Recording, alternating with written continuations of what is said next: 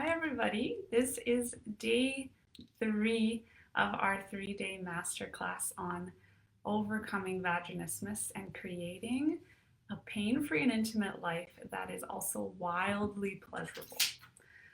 Pleasure is such an important piece of the entire journey. It's not only the end goal of having penetrative sex, PIV sex, and I hope that yesterday in day 2, you also got a really deep dive into why that is and the importance of infusing pleasure in each step of the journey from the beginning to the end and then throughout the rest of your life, so that the sex goddess that has been within you all along gets to actually come out and play in the authentic nature that you hold, without any pretending of the way that we should be in our sex lives, in our intimate lives, but really being true to what makes sense for us. So welcome, and again, congratulations. I've congratulated you every single day being here, whether you are here live or you're watching the replay. What this means is that you are deeply committed to yourself, and it is evidence of the self-love that you have, the love that you have for yourself in your journey.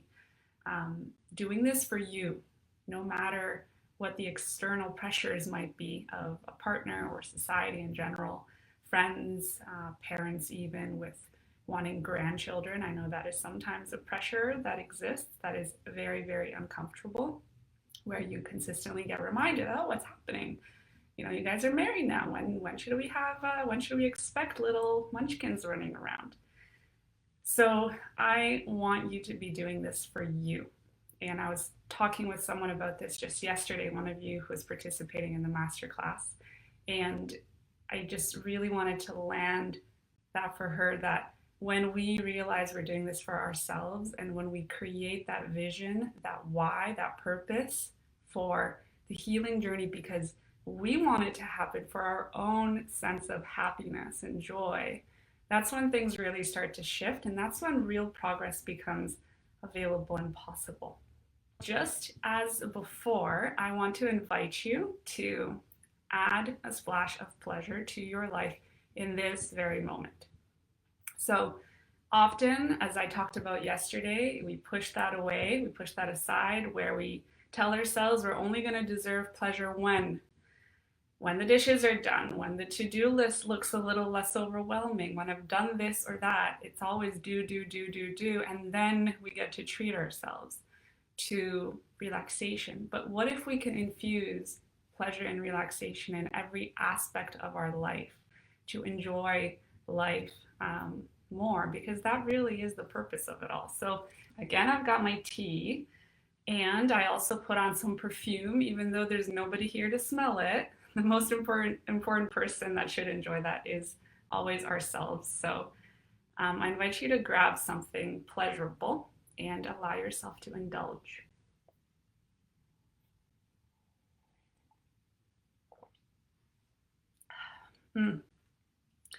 Sensual drinking, sensual eating is a really fantastic practice as well, where we slow down in our day and we really allow ourselves to be present to the information coming into our senses. So with the tea, the taste, the sense of warmth of the steam coming up to my face as I drink it, the texture of the cup even, all of these things are things, they're simply information coming into our system that we can either allow ourselves to be present to and enjoy, or we can disconnect from. And very often in my own life, this has absolutely been true, and it's still a journey for me, a lifelong journey, I imagine. And let me know if you can relate, whether you have found yourselves pushing pleasure to the side where it is not as big of a priority, where you're rushing through food perhaps, as opposed to indulging in it, taking your time with each bite, feeling the texture of whatever you're eating, or not taking as much time to fill your life with beauty. Yesterday we talked about these different aspects of how we enjoy sex and an intimate touch, but this also applies to life as a whole. And today, as we dive into the physical aspects of healing, we're also going to be infusing a lot of that idea of the context of pleasure and relaxation in our daily life, as opposed to just in intimacy and in a dilating practice, for example. So Elle says, hi, hello, finally catching you live. Yay, I'm so glad you're here, Elle. Live, it's such a fantastic conversation when we're talking through comments just like this. I love it. PE morning, that mug looks like a pleasure to hold. Yeah, it is. It's my tea bowl. And it's got beautiful textures. The warmth comes through really nice. And I love that you're noticing this, because really becoming present to all of those senses available to us goes a long way in the vaginismus journey. C says, hi there, I can only attend the first hour today, but we'll catch up the rest later. Perfect. C, I'm glad you're here. So I would love to hear from you whether you can relate to making pleasure a low priority in your life. And also, what are the kinds of insights that you gathered from yesterday? Yesterday, we talked about all of what has to do with finding our authentic sexual self, embracing that part of us, that unique piece that we may not have let play as openly in life, with the kinds of preferences, desires that we have in sex, but also just in the enjoyment of life, and celebrating her. So it's finding, embracing, coming to a place of acceptance, embracing, and then celebrating. And this last piece is where the magic really happens, but it's not possible until we find and embrace our authentic sexual self. So let me know if you were here yesterday, some insight that you got out of the day that you'd like to share. And remember, every single thing that we're sharing on here is going to be really beneficial for not only the people here that are live, but for everybody who's going to get to watch the recording. And when I refer to your comments, as of the first 2 days, I'll only be using your first initial of your first name, so as to keep you anonymous if that feels safe to you. And really, safety is our number one priority. So B says, safety and surrender is what I mostly took away from yesterday's session. Beautiful. I love that. Yeah, we talked about the survival strategy that so many of us have adopted naturally as children, with feeling safe while we're in control of our circumstances.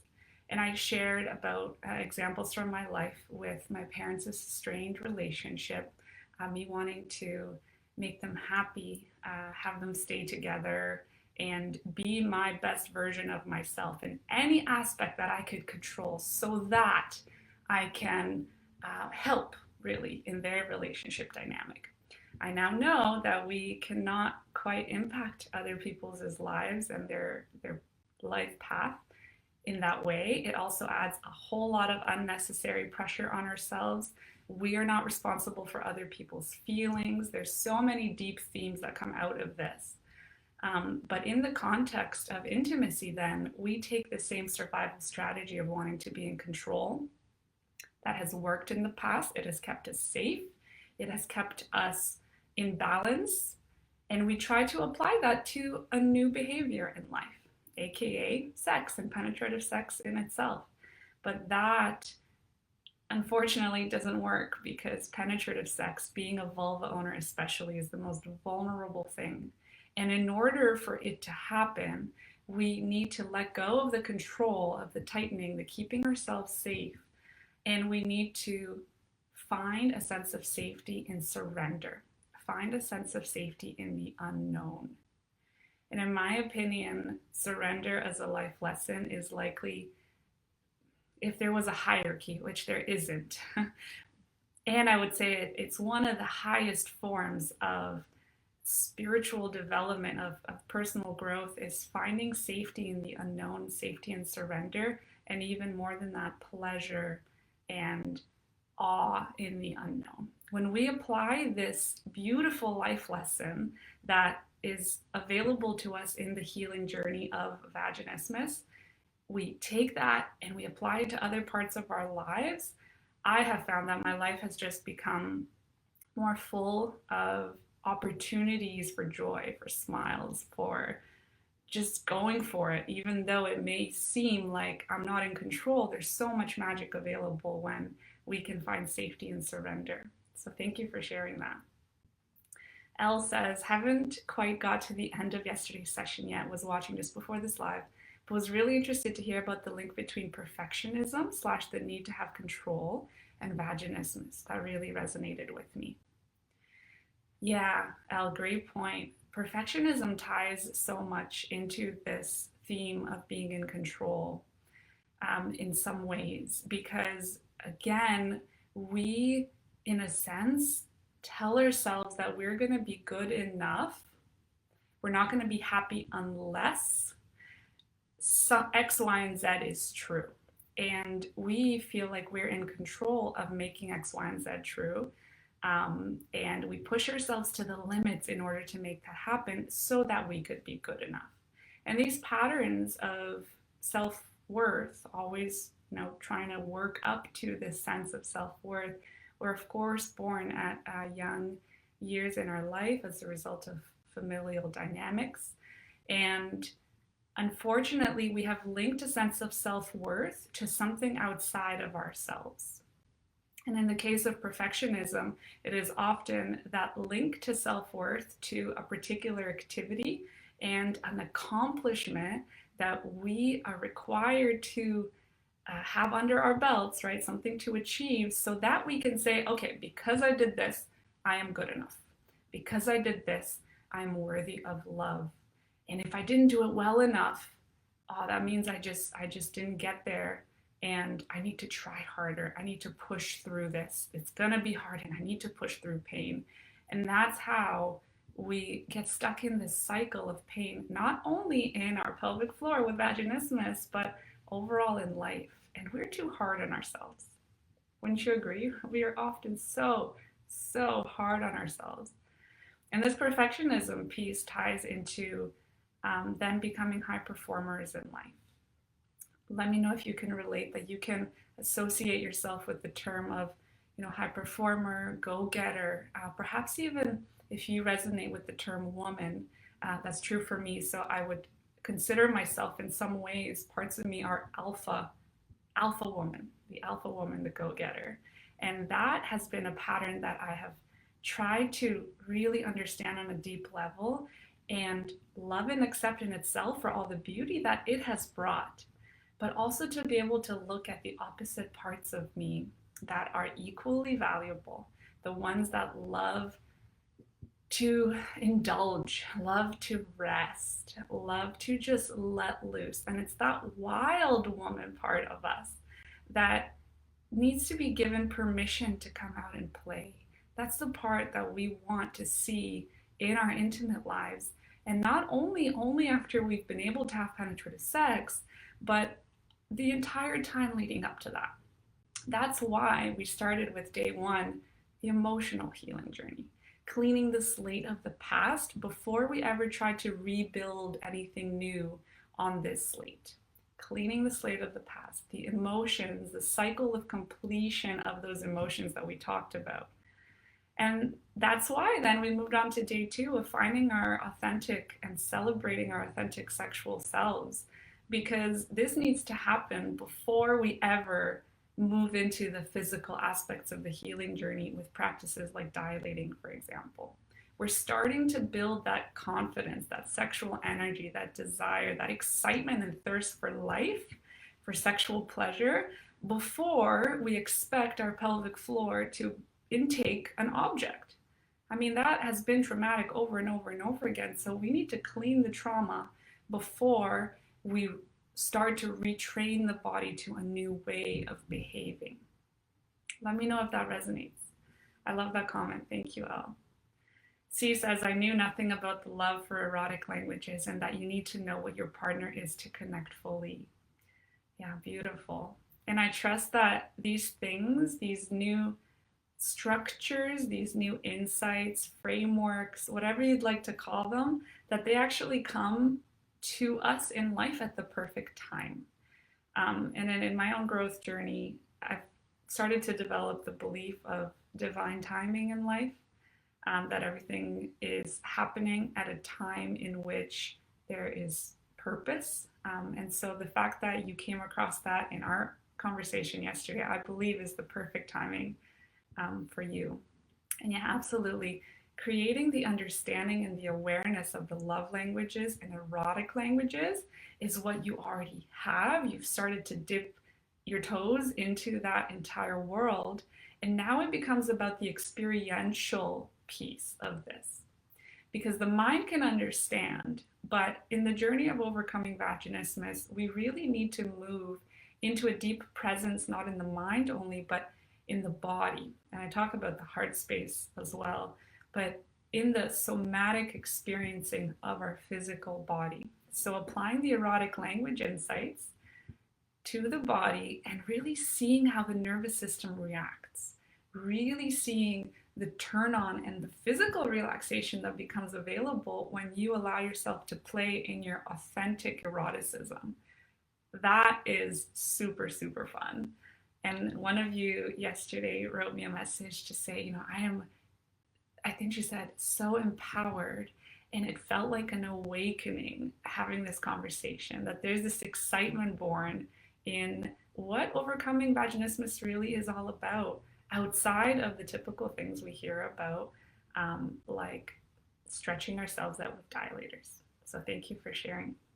He says, in my case, it's more feeling like a failure because I can't be a go-getter, not enough oomph in me, but deep down, a part of me wishes I was.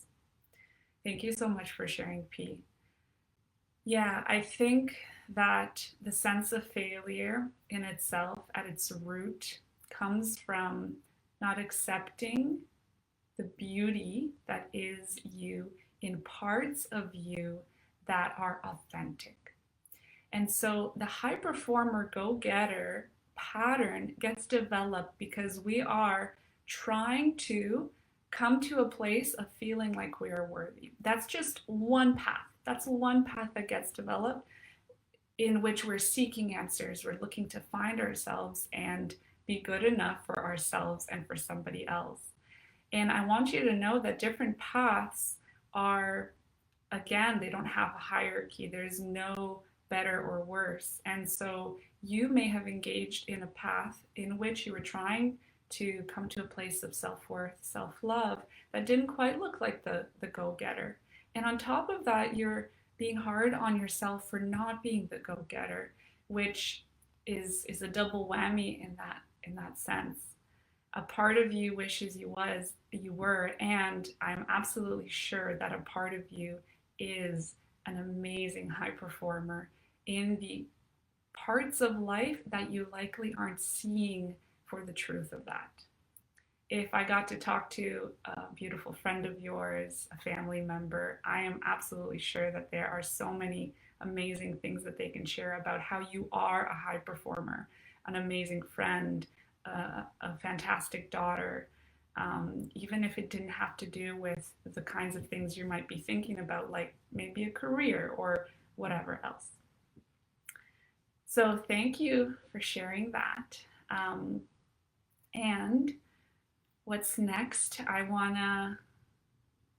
We basically recapped all of yesterday.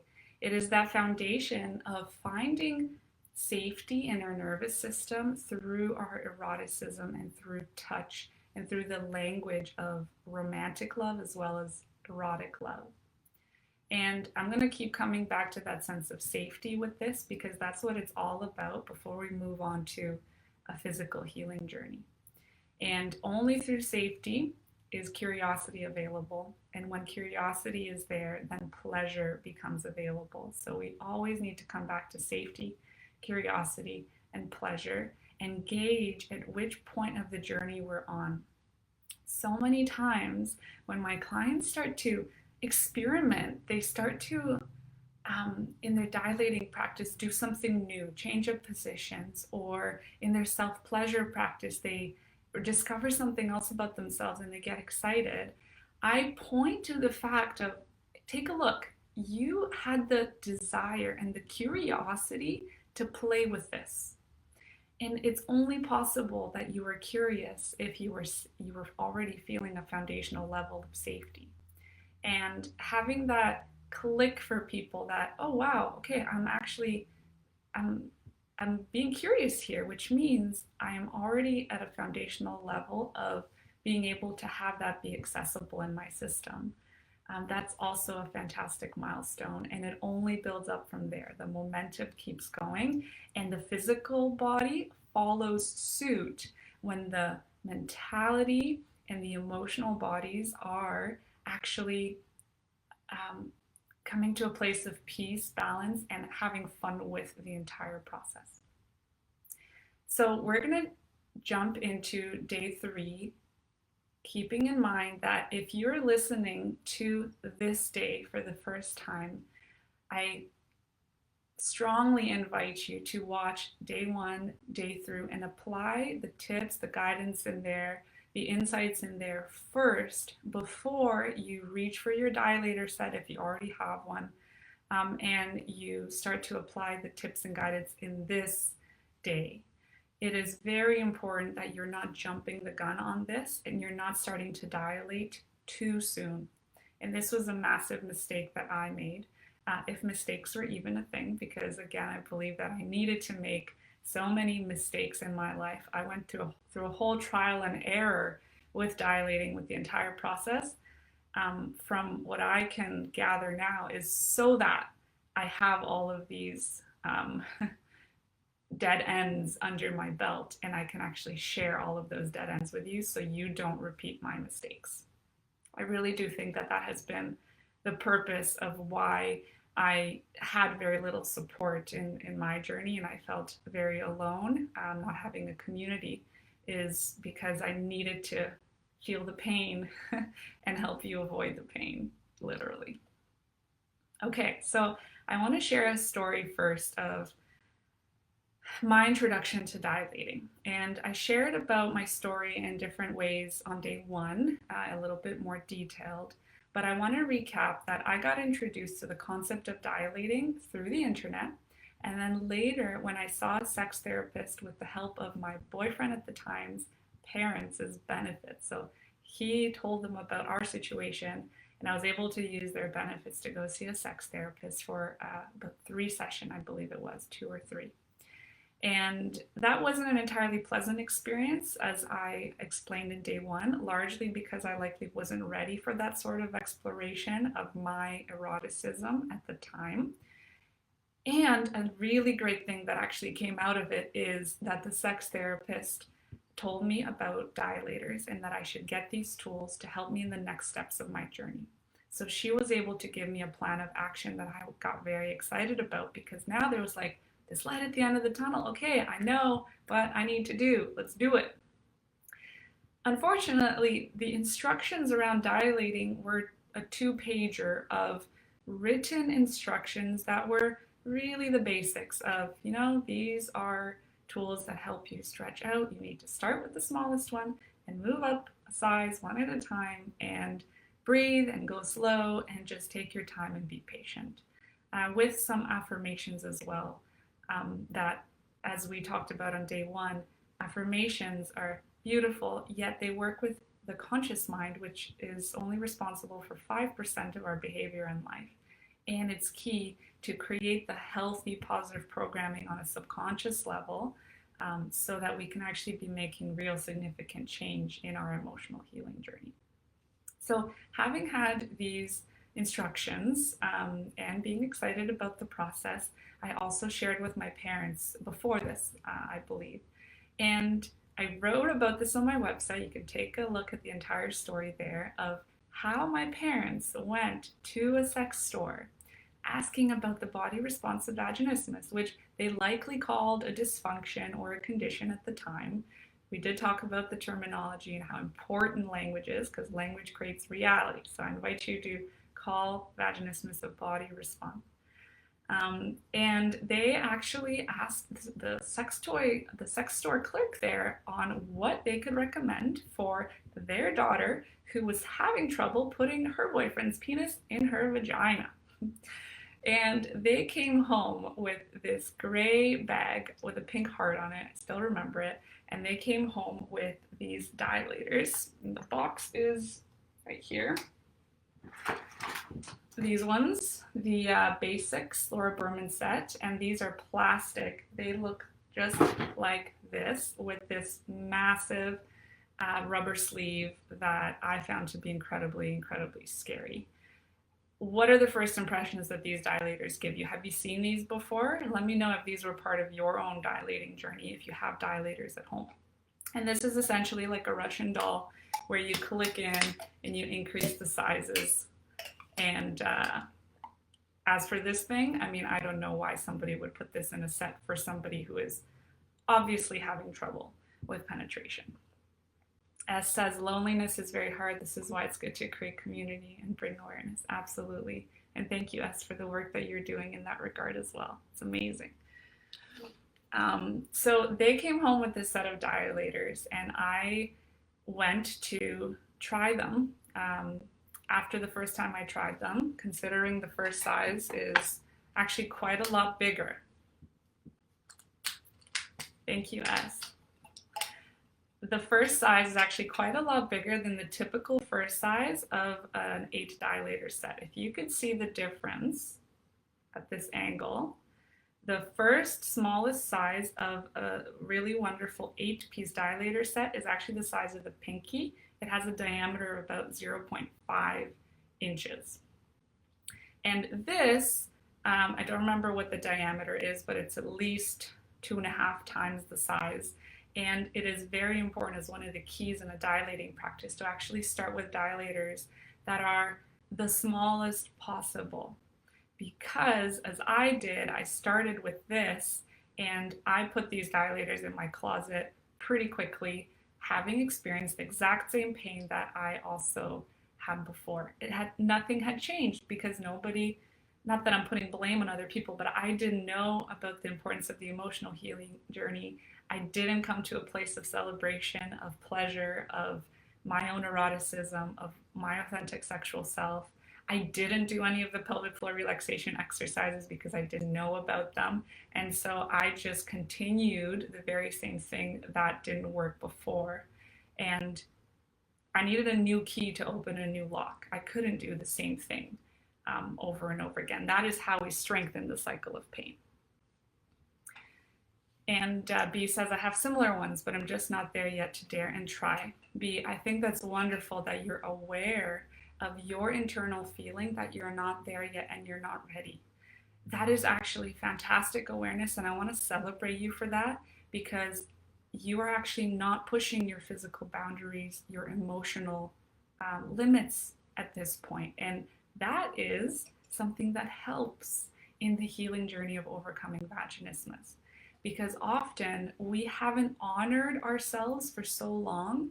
We need to first start to learn how to honor our inner desires, our level of readiness, before we go ahead and do those things. And only when we start to honor this, as we're going to talk about in the dilating guidance specifically as well, only when we start to honor ourselves in that way, the physical body, it actually starts to realize, oh, she's honoring me. Oh, I'm safe. And when this repeats for some time and the physical body starts to feel at ease with what's going on, that you're not pushing against her, you're not forcing anything into your vagina herself starts to cooperate and the physical relaxation comes much more easily. So B, the fact that you haven't started, it's okay. I love that you're being true to that and you're taking your time and all of the initial steps that need to happen before we get to dilating. Elle says, those look very uncomfortable and that clear thing looks scary. Absolutely agreed. S, to avoid girls to feel so alone as I felt in the past during my journey to overcome vaginismus. Yeah, and you also had similar ones. So that was my sex therapy experience that led to me trying dilating and led to my dilator sitting in the closet for a very long time. And at multiple occasions, because I kept coming back to them, I kept trying to push through. I kept trying to have penetrative sex with my boyfriend as well. Later, with that particular man, but also the next long-term relationship, I remember at that point having him be inside me partially and it being so excruciatingly painful, but me wanting to satisfy him as we naturally try to do, right? We make ourselves a lower priority. We really love that person we're with. We want to make them happy. And I remember just pulling him close to my body as he was partially inside me and doing that so that he couldn't see the tears streaming down my eyes, so that he couldn't see the pain that I was experiencing. And so he could hopefully enjoy that moment. Um, and he couldn't see the pain, so that he didn't feel like he was hurting me. And tell me in the comments if you could relate. B, you're very welcome. And I share this because I want to show you the layers of pain that created the cycle of pain. It started with tampons for me. I hadn't tried to insert anything in a self-pleasure practice that was doused in shame already. I hadn't tried to insert anything in my body. As I talked to with one of you just yesterday, I didn't even have the idea that something belongs inside my vagina. It was just kind of out of the norm. It felt odd and it didn't feel right, so I didn't do it. So the tampon was first, and then penetrative sex with a boyfriend.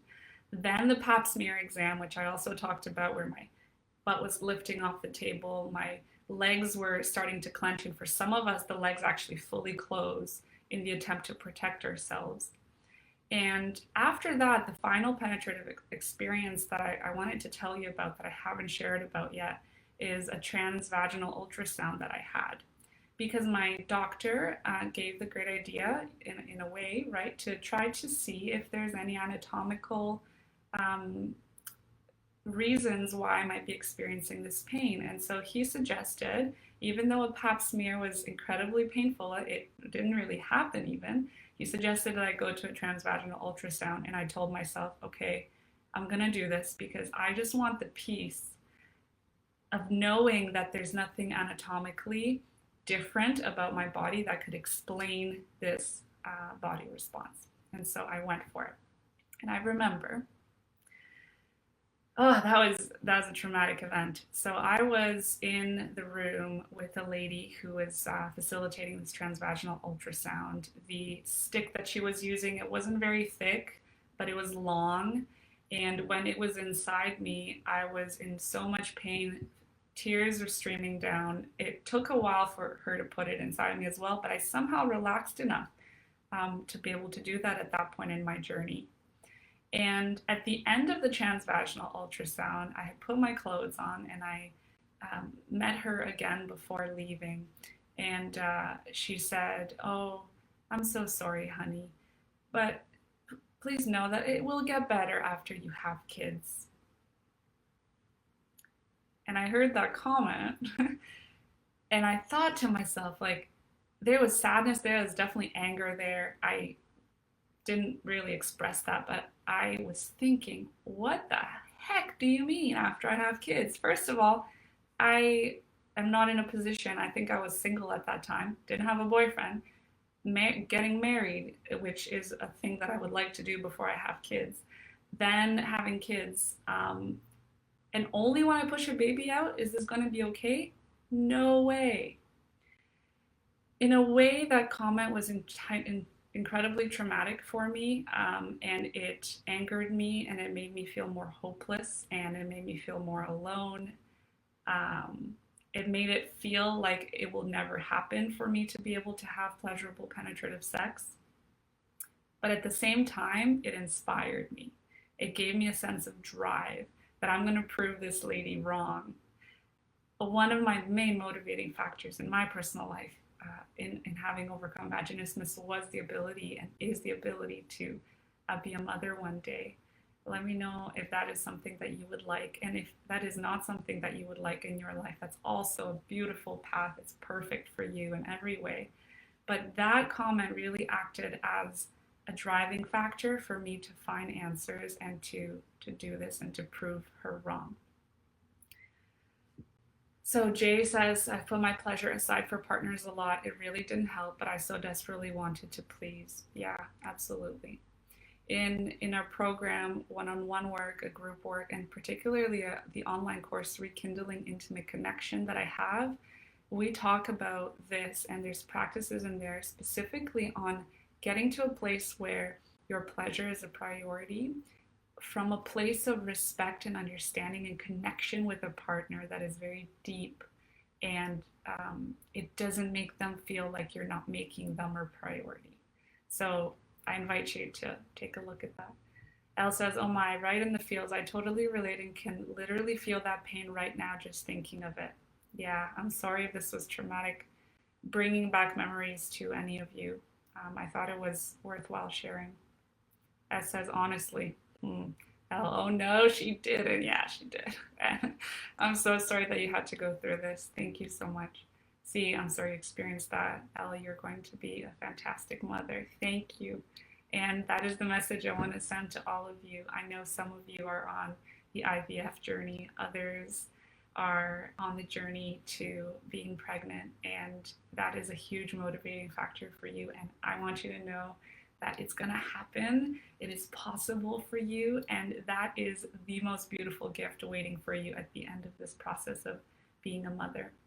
And some of you may already be a mother, which is fantastic, having those munchkins in your life already, which in many ways can make the journey of overcoming vaginismus harder at this point, because you are dealing with the physical injury of giving birth. That's often relevant. In fact, I'm sure all the time relevant. And taking care of the kids. So if that is you, my heart goes out to you. And still, it's possible for you. And I really, really do believe that. You're welcome. And I would love to have kids. And I'm always scared that I wouldn't overcome vaginismus before it's too late. Yeah, I had that fear also. I really did.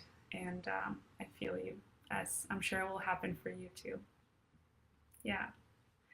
So I wanted to share that transvaginal ultrasound story because it was another layer of the pain that I had experienced, and the cycle of pain actually deepening. So the more we experience pain, the more we anticipate pain in the future, the more we brace for pain, both consciously, but for a large part of it subconsciously.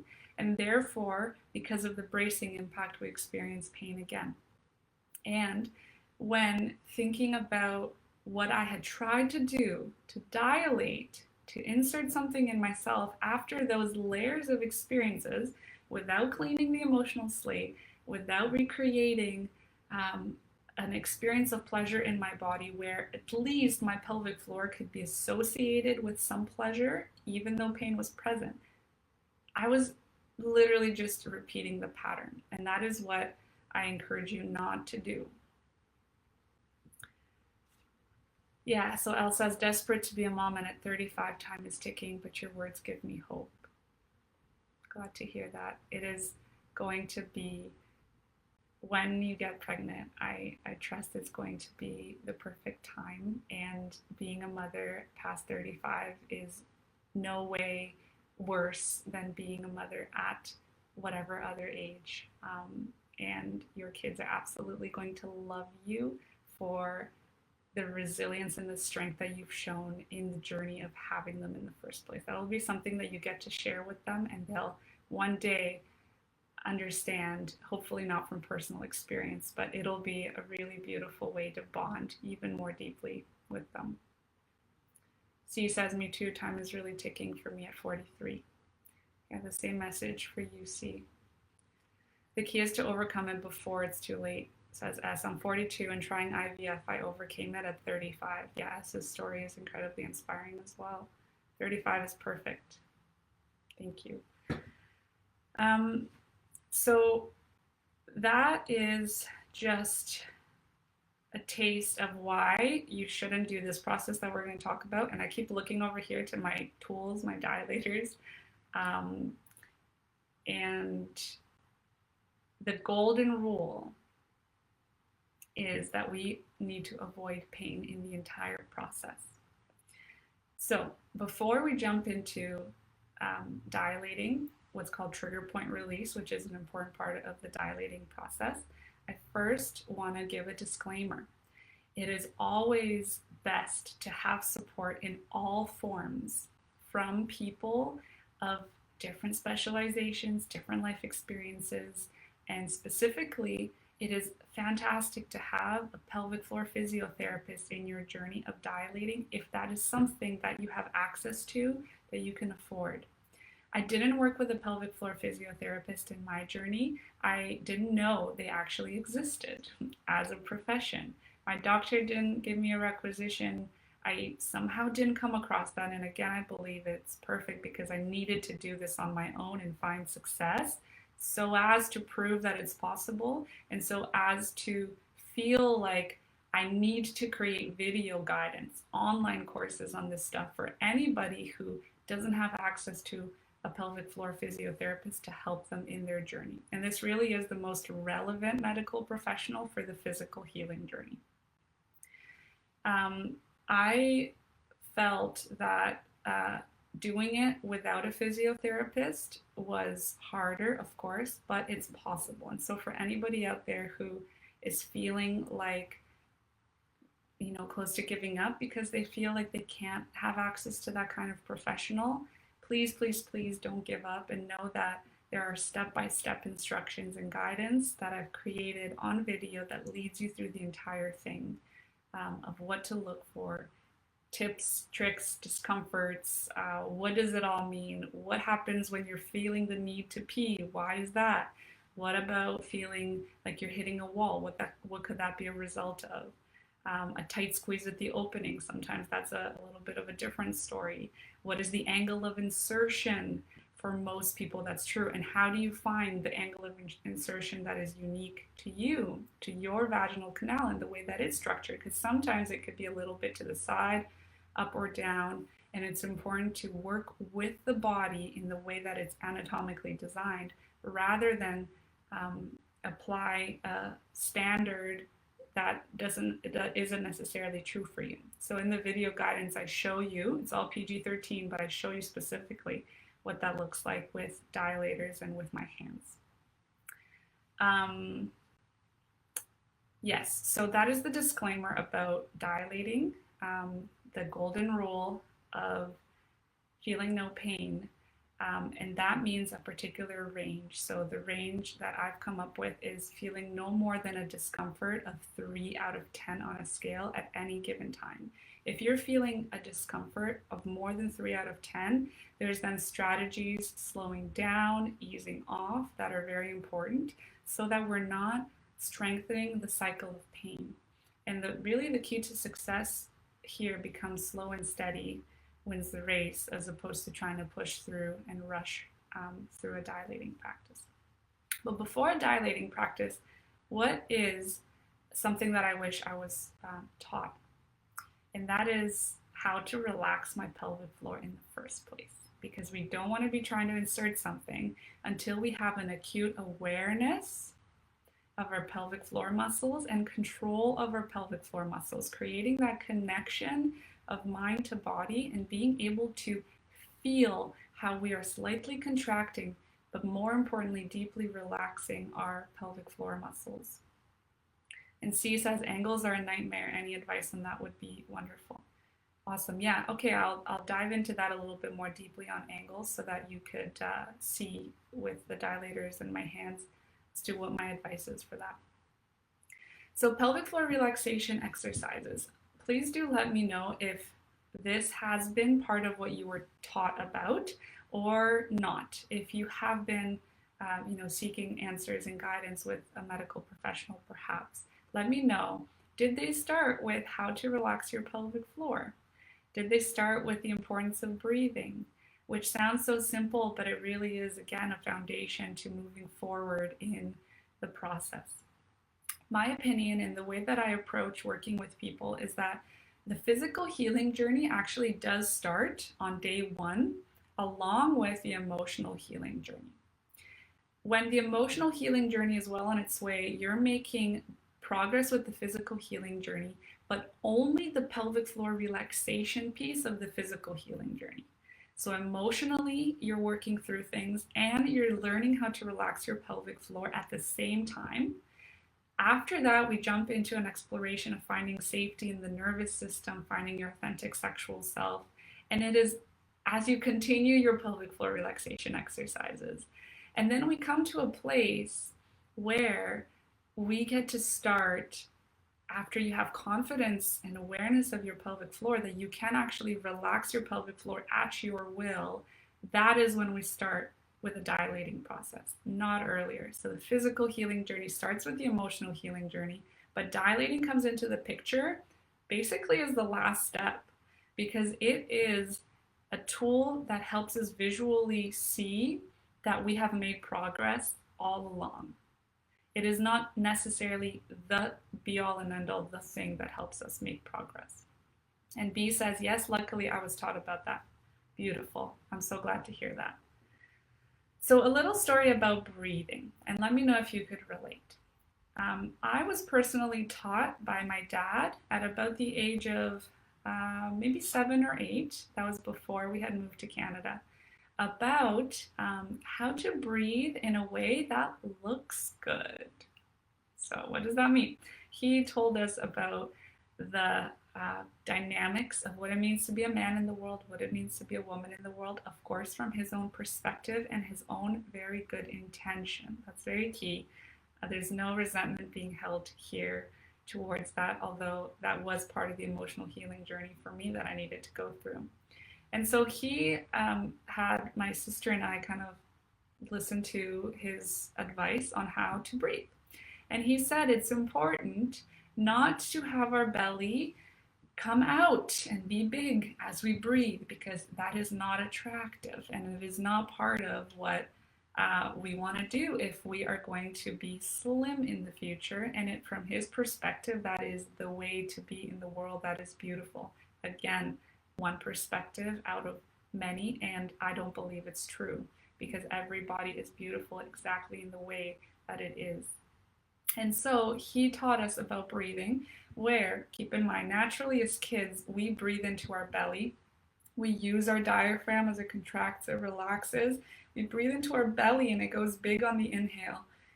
And then as we exhale, it comes back and it comes closer to our back, our rib cage. So as kids, we know how to do this naturally. But it was at about that age that I was taught that I shouldn't do it that way, and I should breathe in while my belly goes in, and I should breathe out and keep my belly in at the same time.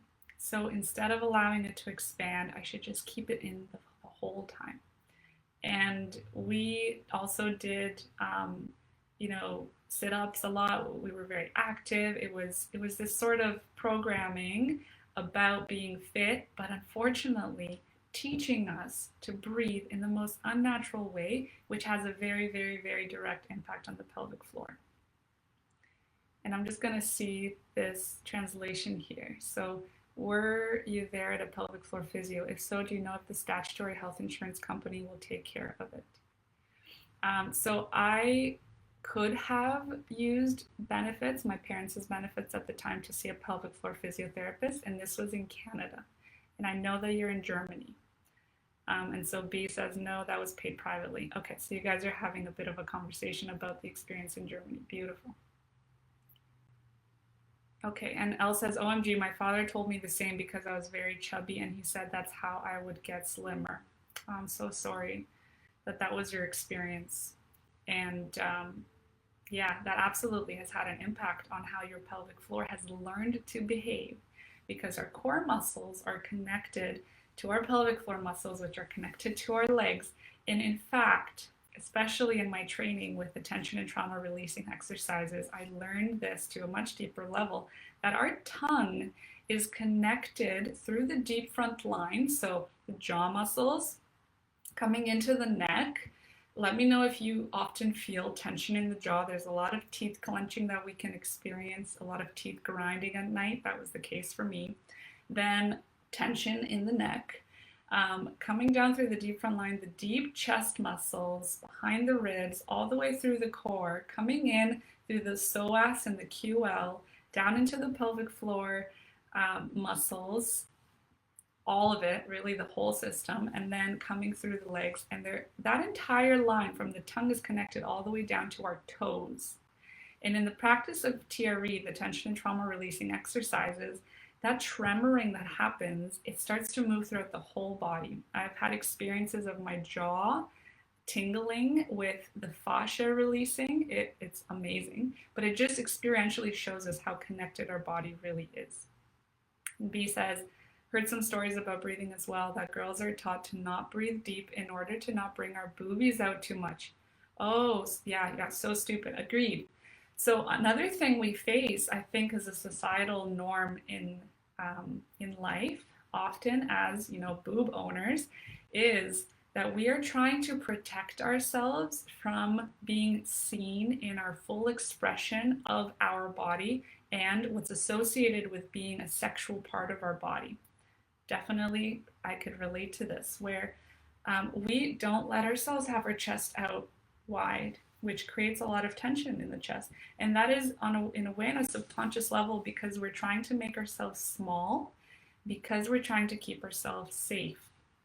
And it may have been true for you that you felt that you need to mask your sexuality. You need to put layers on yourself, physically and figuratively, to be able to keep yourself safe from the predator energy of a potential partner, or perhaps the masculine in particular, if you had that sense of fear of the masculine be developed. So that's a fantastic point.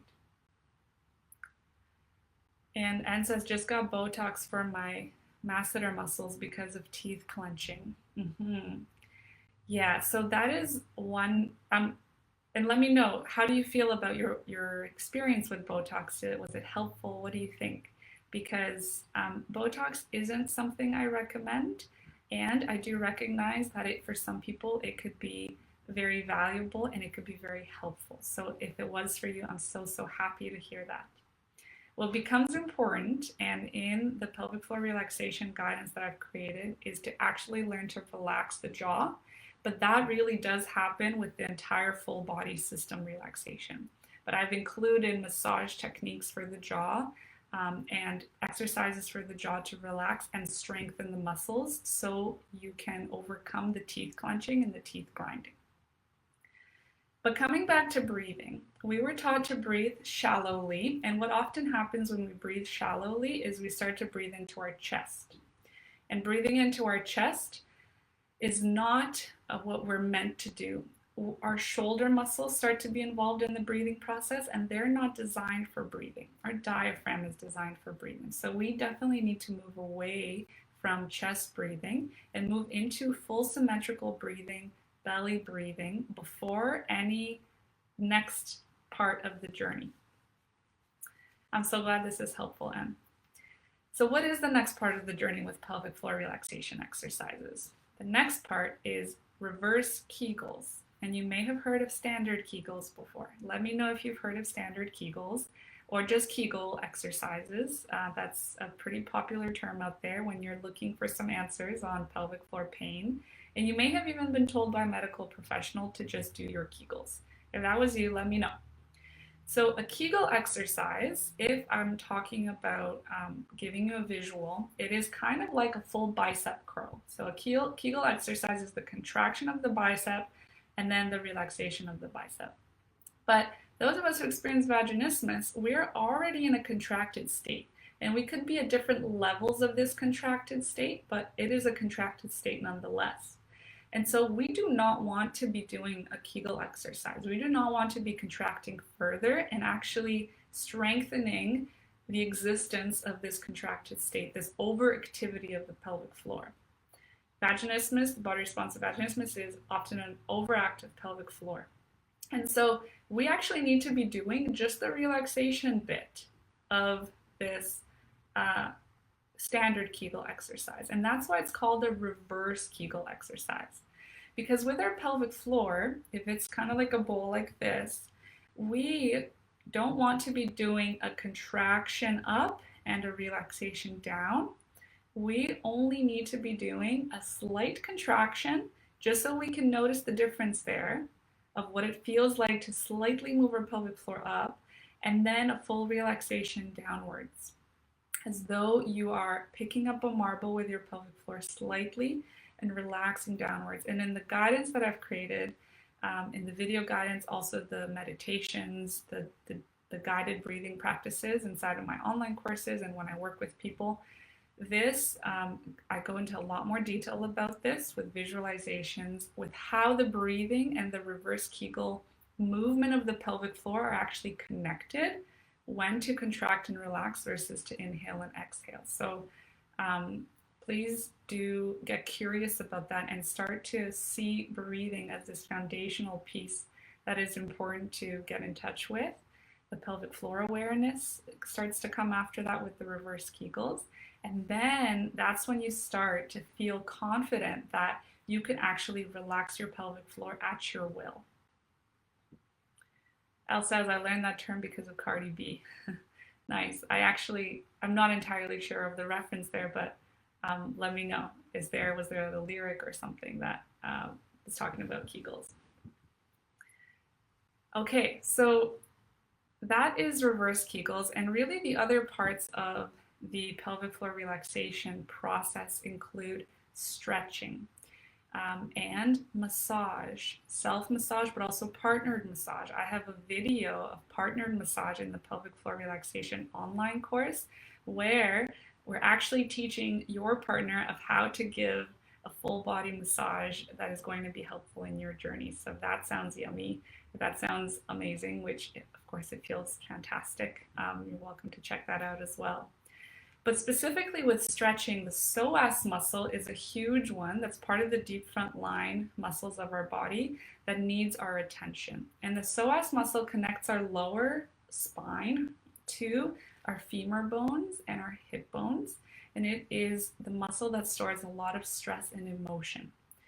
Some people, when they stretch the psoas muscle, they can actually burst into tears because of the trauma and the emotion that's stored in the psoas muscle. And this has happened for me on multiple occasions during massage, where I started to feel this ball of grief just coming up into my throat and needing to escape.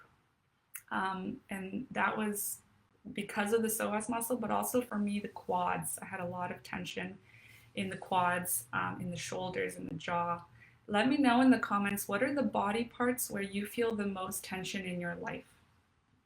The knees are also very common. I had a lot of knee pain in my high school years, also while I was getting taller in height, but this could have put a lot of strain on the pelvic floor as well as I was growing and as the muscles themselves were tight and causing pressure on both the kneecaps, but then also pulling on the pelvic floor.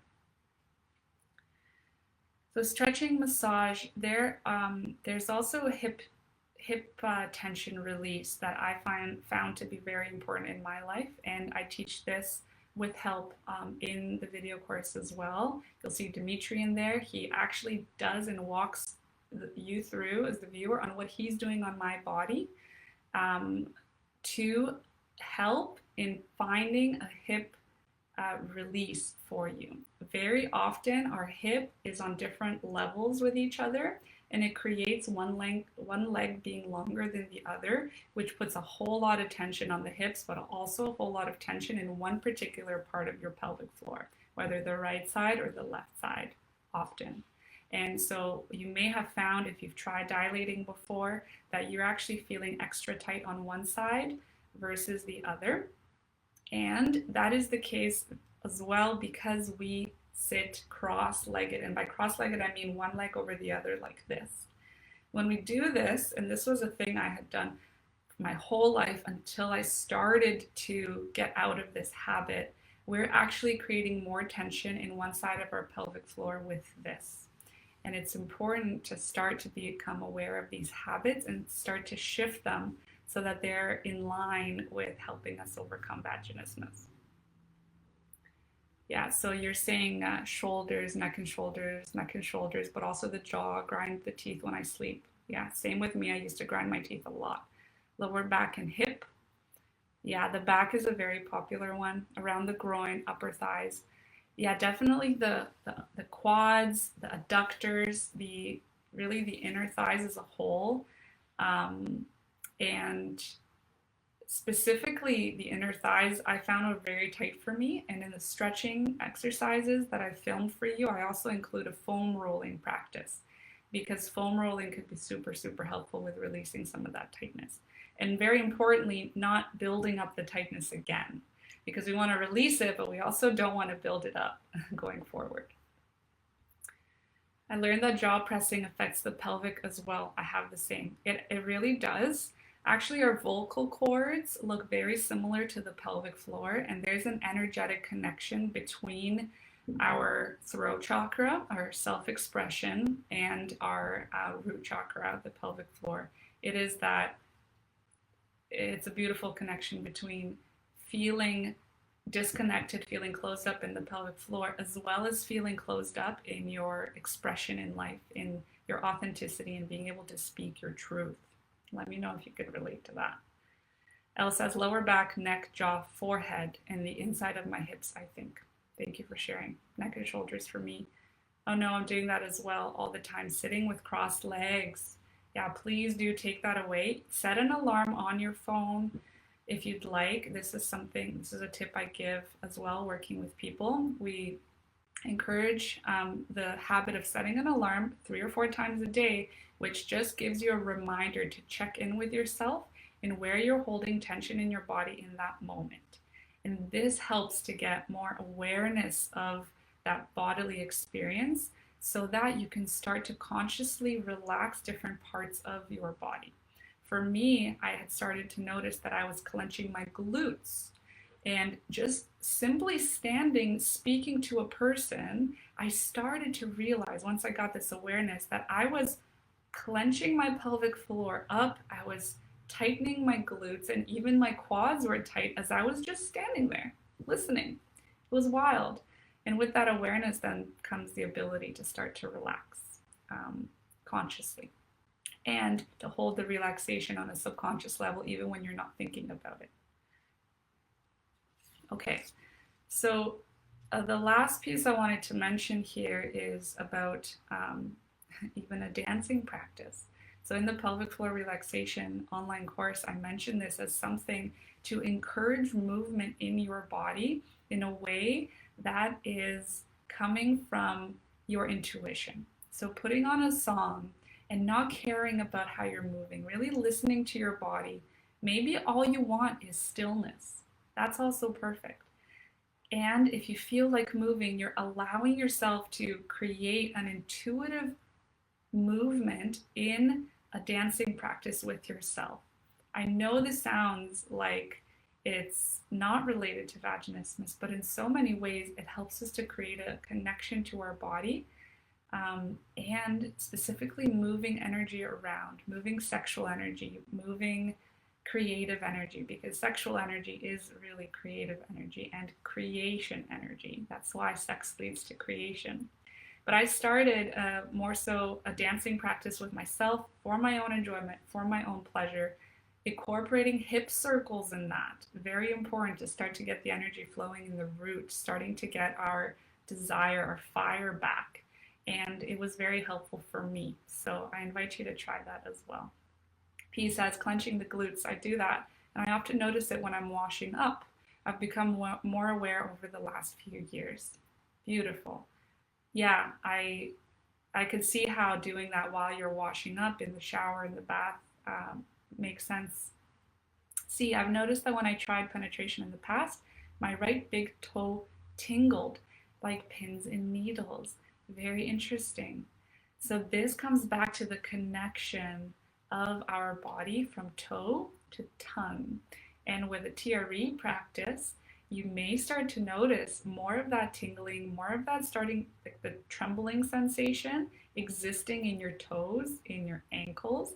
It's different for everybody, but we start to come back to this place of balance, and the body in its own wisdom starts to know from which areas to release the tension. So everybody tremors in a unique way, depending on what their tension holding pattern is. For me, I started to tremor very seriously, and almost, it was a big frequency, let's just say that, of tremoring, where my core muscles were just contracting and relaxing and contracting and relaxing. And at the end of a practice like that, you realize how much unwinding you've done in your physical body. That is the beauty of TRE, because we're really releasing the tension from the inside out, as opposed to trying to manipulate that release of tension from the outside in through massage, for example. And Elle says dancing is fantastic medicine. Yeah, it absolutely is. From yesterday's conversation, I've actually created playlists of music on Spotify specifically for each of the erotic languages that may be something you want to check out. So I can put a link to that in the home play activities for day 3. So now that we've talked about pelvic floor relaxation, just want to stress how important it is to spend a significant amount of time on this before reaching for the dilators and starting the dilating journey. Let's talk about dilating now. So first, the preparation of dilating, even outside of pelvic floor relaxation exercises. So what you don't want to do is something that I did when I started dilating, and that is taking the handle, laying in bed, pretty much, without any setup of that atmosphere at all. I didn't really think about creating a sense of safety. I didn't know about the breathing, and I simply took it and I started to massage a little bit, but then I started to try already. Okay, is it gonna go in?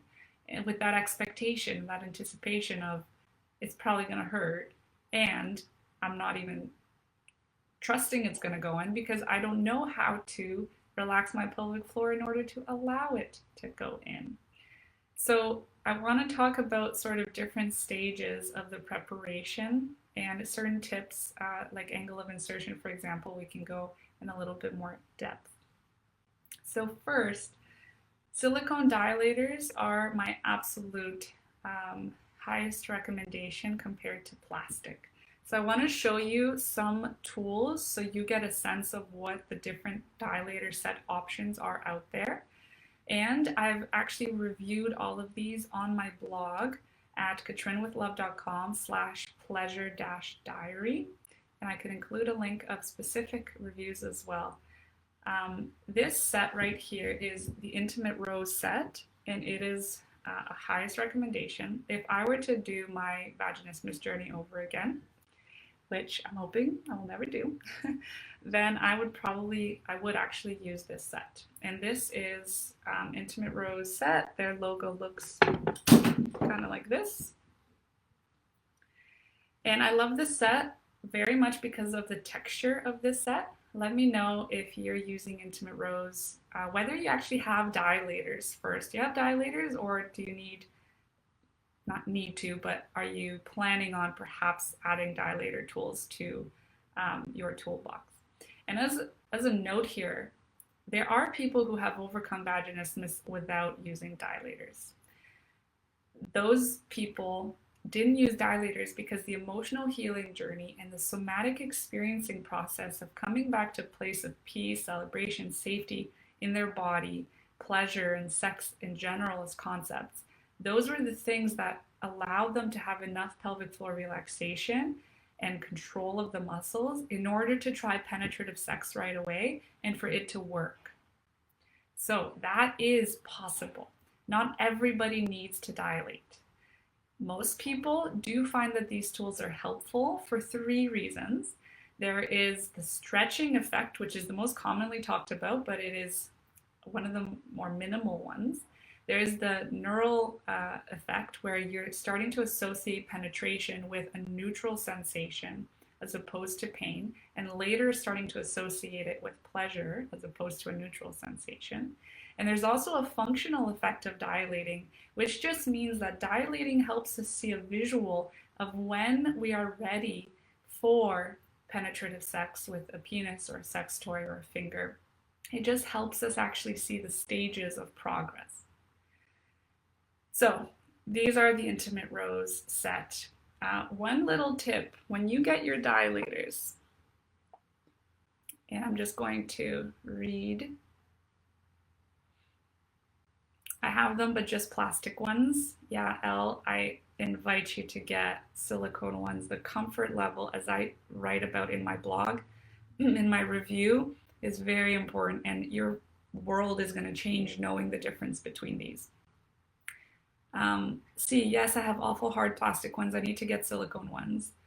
B, also have hard plastic ones. S, I have no dilators yet, but definitely on my list. Wonderful.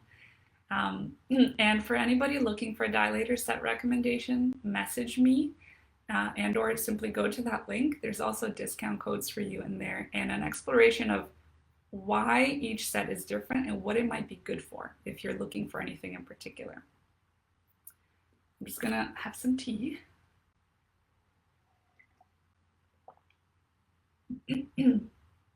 So R says, I was suggested to do fingering exercises, not dilators yet. Cool, beautiful. Yeah, I think that is sometimes the way to go for people with starting with fingers. I didn't start with fingers because I had an aversion to touching my vulva. And I hadn't done the emotional healing piece here of getting to that level of comfort and love for her before I started the dilating process. So at first I started with dilators, but very often fingers is a preference for people.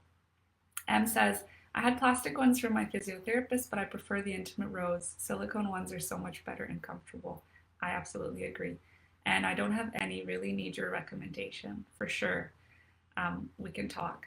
Hell, I bought a set of 5 dilators, never used them, from Amazon because those seem to be the only ones available in Germany. But on Monday, I ordered my first intimate rose set. Woo, fantastic.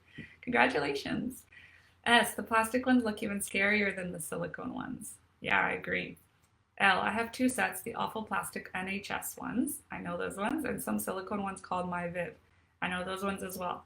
They're quite thin and they're beautiful for the beginning parts of the dilating journey. They have little waves in them. I started with a Q-tip in my vagina, the first thing that could get in ever. I needed to feel the sensation with something very tiny and thin.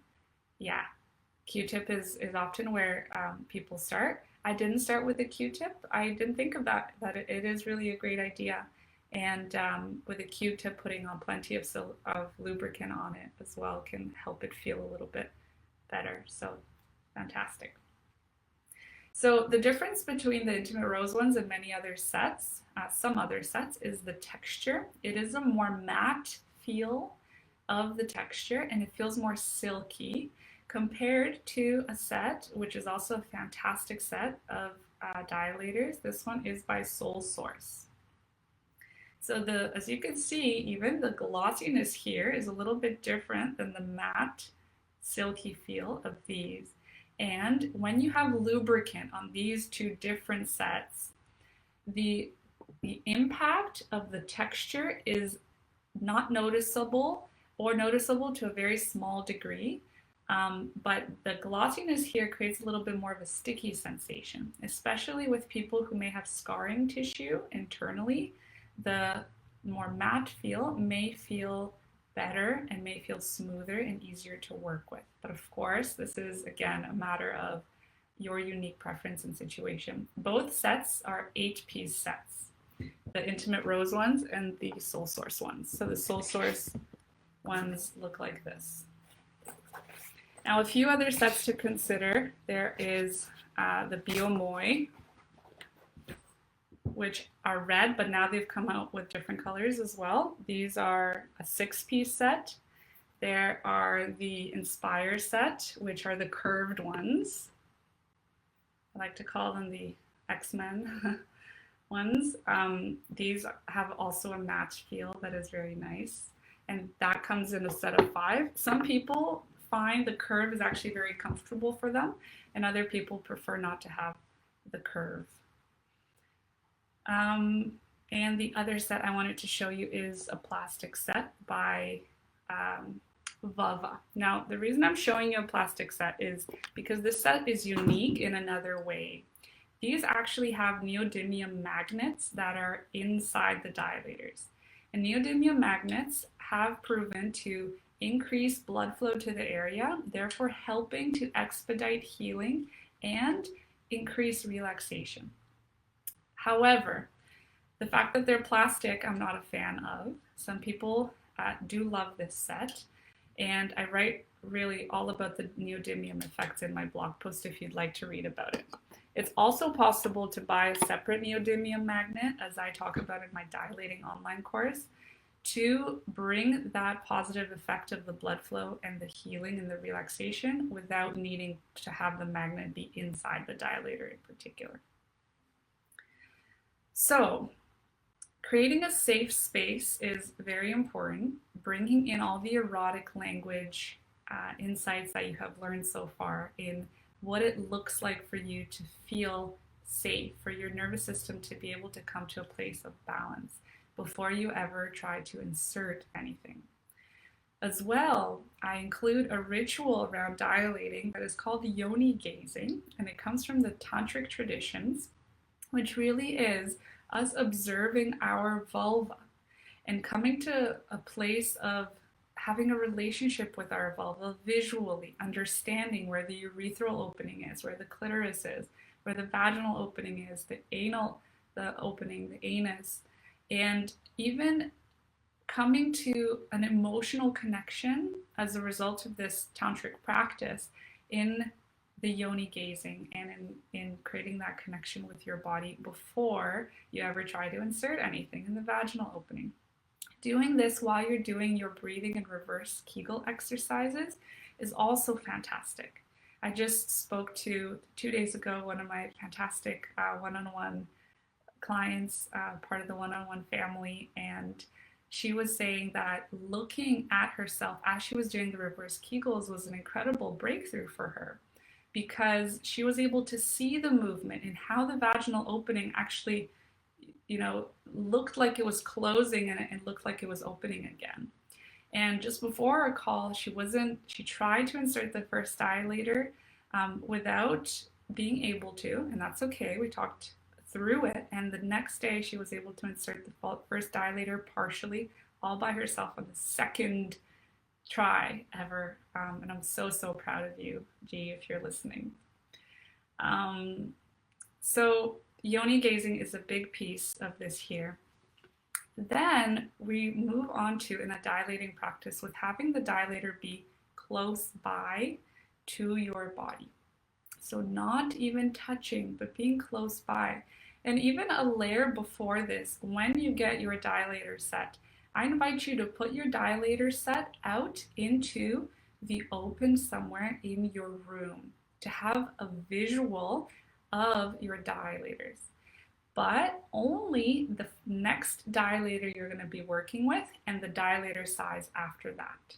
So what you don't want to do is you don't want to have the biggest dilator out into the open for you to look at. It shouldn't be out into the open, in my opinion, because it can actually cause a sense of anxiety. This is size 8 of the intimate rose set, and it is big. In fact, it is bigger than the average size of the penis. So most people stop at size 7 or whatever size is your goal size. If you're not planning to have penetrative sex with a penis-owning human, perhaps your goal size is a sex toy size or a finger size, and that's perfect as well. You don't necessarily need to go up to the large sizes like this. So with that first stage of having your first 2 sizes out into the open, you're next going to move on to having the first dilator be close to your body as you're doing the reverse Kegel exercises, the breathing exercises, and you're gaining that awareness of your pelvic floor moving in a way that you are consciously controlling, with the dilator being around you. After that, we talk about starting with touch, and touch on the body, right? Creating friends with this idea of this tool being your partner in the process, as opposed to the enemy or a thing that you'd rather not have around. We want to create a positive relationship to our dilators before we expect for them to be inside of us. And this touch then moves on to touch on the vulva. So we're exploring what areas on the vulva feel really good to be touched by our fingers or by dilators, or a vibrator, if you'd like to use a vibrator in your journey to introduce a sense of pleasure to your process, and that is very highly recommended. So touch, and I show you with my hand specifically what kind of touch, how to touch around the vaginal opening to help it open and relax and be in a relaxed position as you're doing reverse Kegels while you are touching it. Because there's a big jump between being able to relax your pelvic floor muscles while you're sitting in a chair to being able to relax them while you're naked to being able to relax them as you're thinking about penetration and anticipating penetration or touch. It's each of those layers that we need to introduce one at a time so as to introduce only one new factor at a time in our dilating practice that allows us to keep ourselves at a place of safety in our nervous system. Let me know if what you're getting out of this particular part of the conversation with really creating that step-by-step introduction to dilating as opposed to jumping into insertion. Next, when it comes to insertion, we also want to come back to that level of honoring again. And I talk about this again in a much larger conversation in my video course. But this sense of honoring is about listening to our vagina, our yoni, if you want to call it that. It's a Sanskrit word for womb. And listening to what she has to say. We want to create a connection in which when we ask ourselves the question, are you ready for penetration today? We can find that answer with certainty, whether it's a yes or a no. And it's very likely that for the first while of dilating, that is going to be a no, because our body doesn't feel safe just yet. Can you relate to that? Have you ever felt that your body was a no, whether it was in dilating or whether it was with a partner? At a pap smear test, perhaps, your body was a no, but you maybe felt, maybe you didn't have an option, by the way, to advocate for yourself and say no. Maybe it was a situation of assault. Maybe you did have an option to say no, but there were so many parts of you that wanted to say yes. Because you wanted to say yes for yourself. You wanted to try it. You were excited about having penetration. Or maybe you said yes because of the combination of both your own pleasure and your partner's pleasure. Of course, you wanted to make your partner happy as well. So Elle says, this is so valuable. I had no idea at all how to start and was so frightened to do it wrong. Your tips are extremely helpful. I'm so glad you think so and you're finding this valuable. Yeah, it's so overwhelming at first because we don't know how to go about it. So breaking it down step by step becomes very helpful. As says true, this connection with our vagina is so important and each day is different. Yeah, absolutely. B can relate as well. It's true. We need to create a conversation with ourselves like never before. And more importantly, have that answer be an answer that we honor, if it is a yes or a no. You may need to honor a no for a week, maybe 2 weeks. And that's okay, because we're building the foundation that will then allow the yes to be a full body yes. We don't want it to be a yes, but. We don't want it to be a, yeah, maybe, but I'm not sure. We want it to be a, you know what? Yeah. Yes, yes, yes, yes, yes, yes.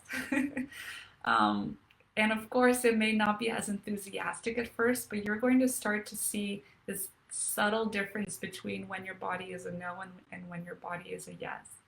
And the magic happens after honoring that no. And when you get a yes, that it's going to be happening with a lot more ease and no anxiety. Maybe some anxiety. Okay, that was probably a lie. There's probably going to be some anxiety. Like we talked about on the first day of the masterclass, there's always a level of a leap of faith that needs to happen. Even at the very end of the process, when you're about to try PIV sex, you're not going to be 100% sure that it's going to work. So there's always going to be a leap of faith. And this is true for the first time insertion as well.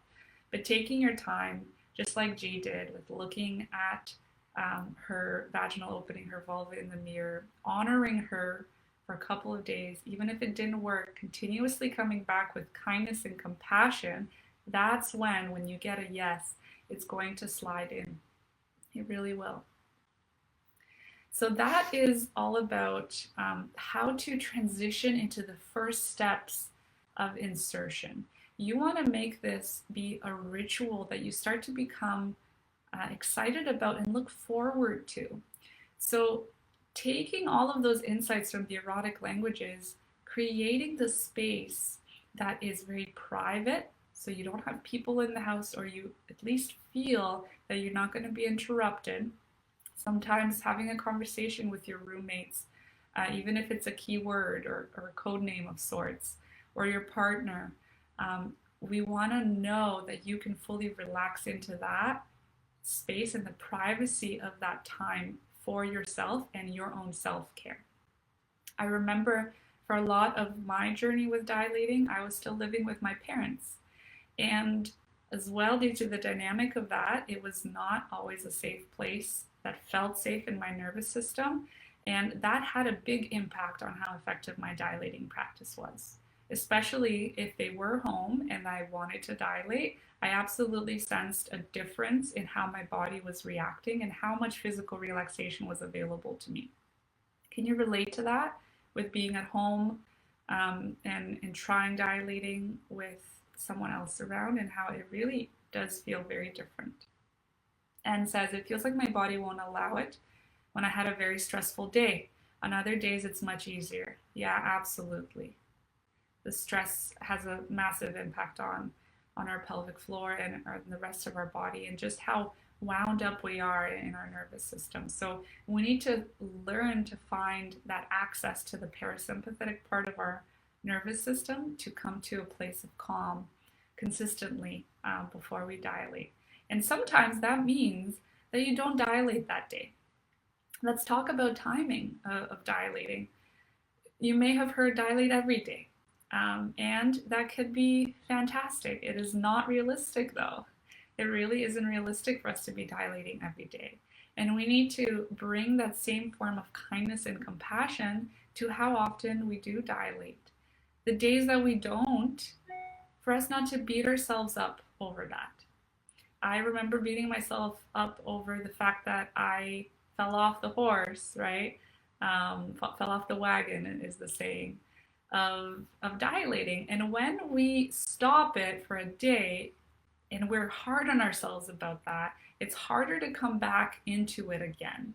It's like that gap keeps building because we feel frustrated about ourselves and not being able to keep up, and it becomes harder and harder to start.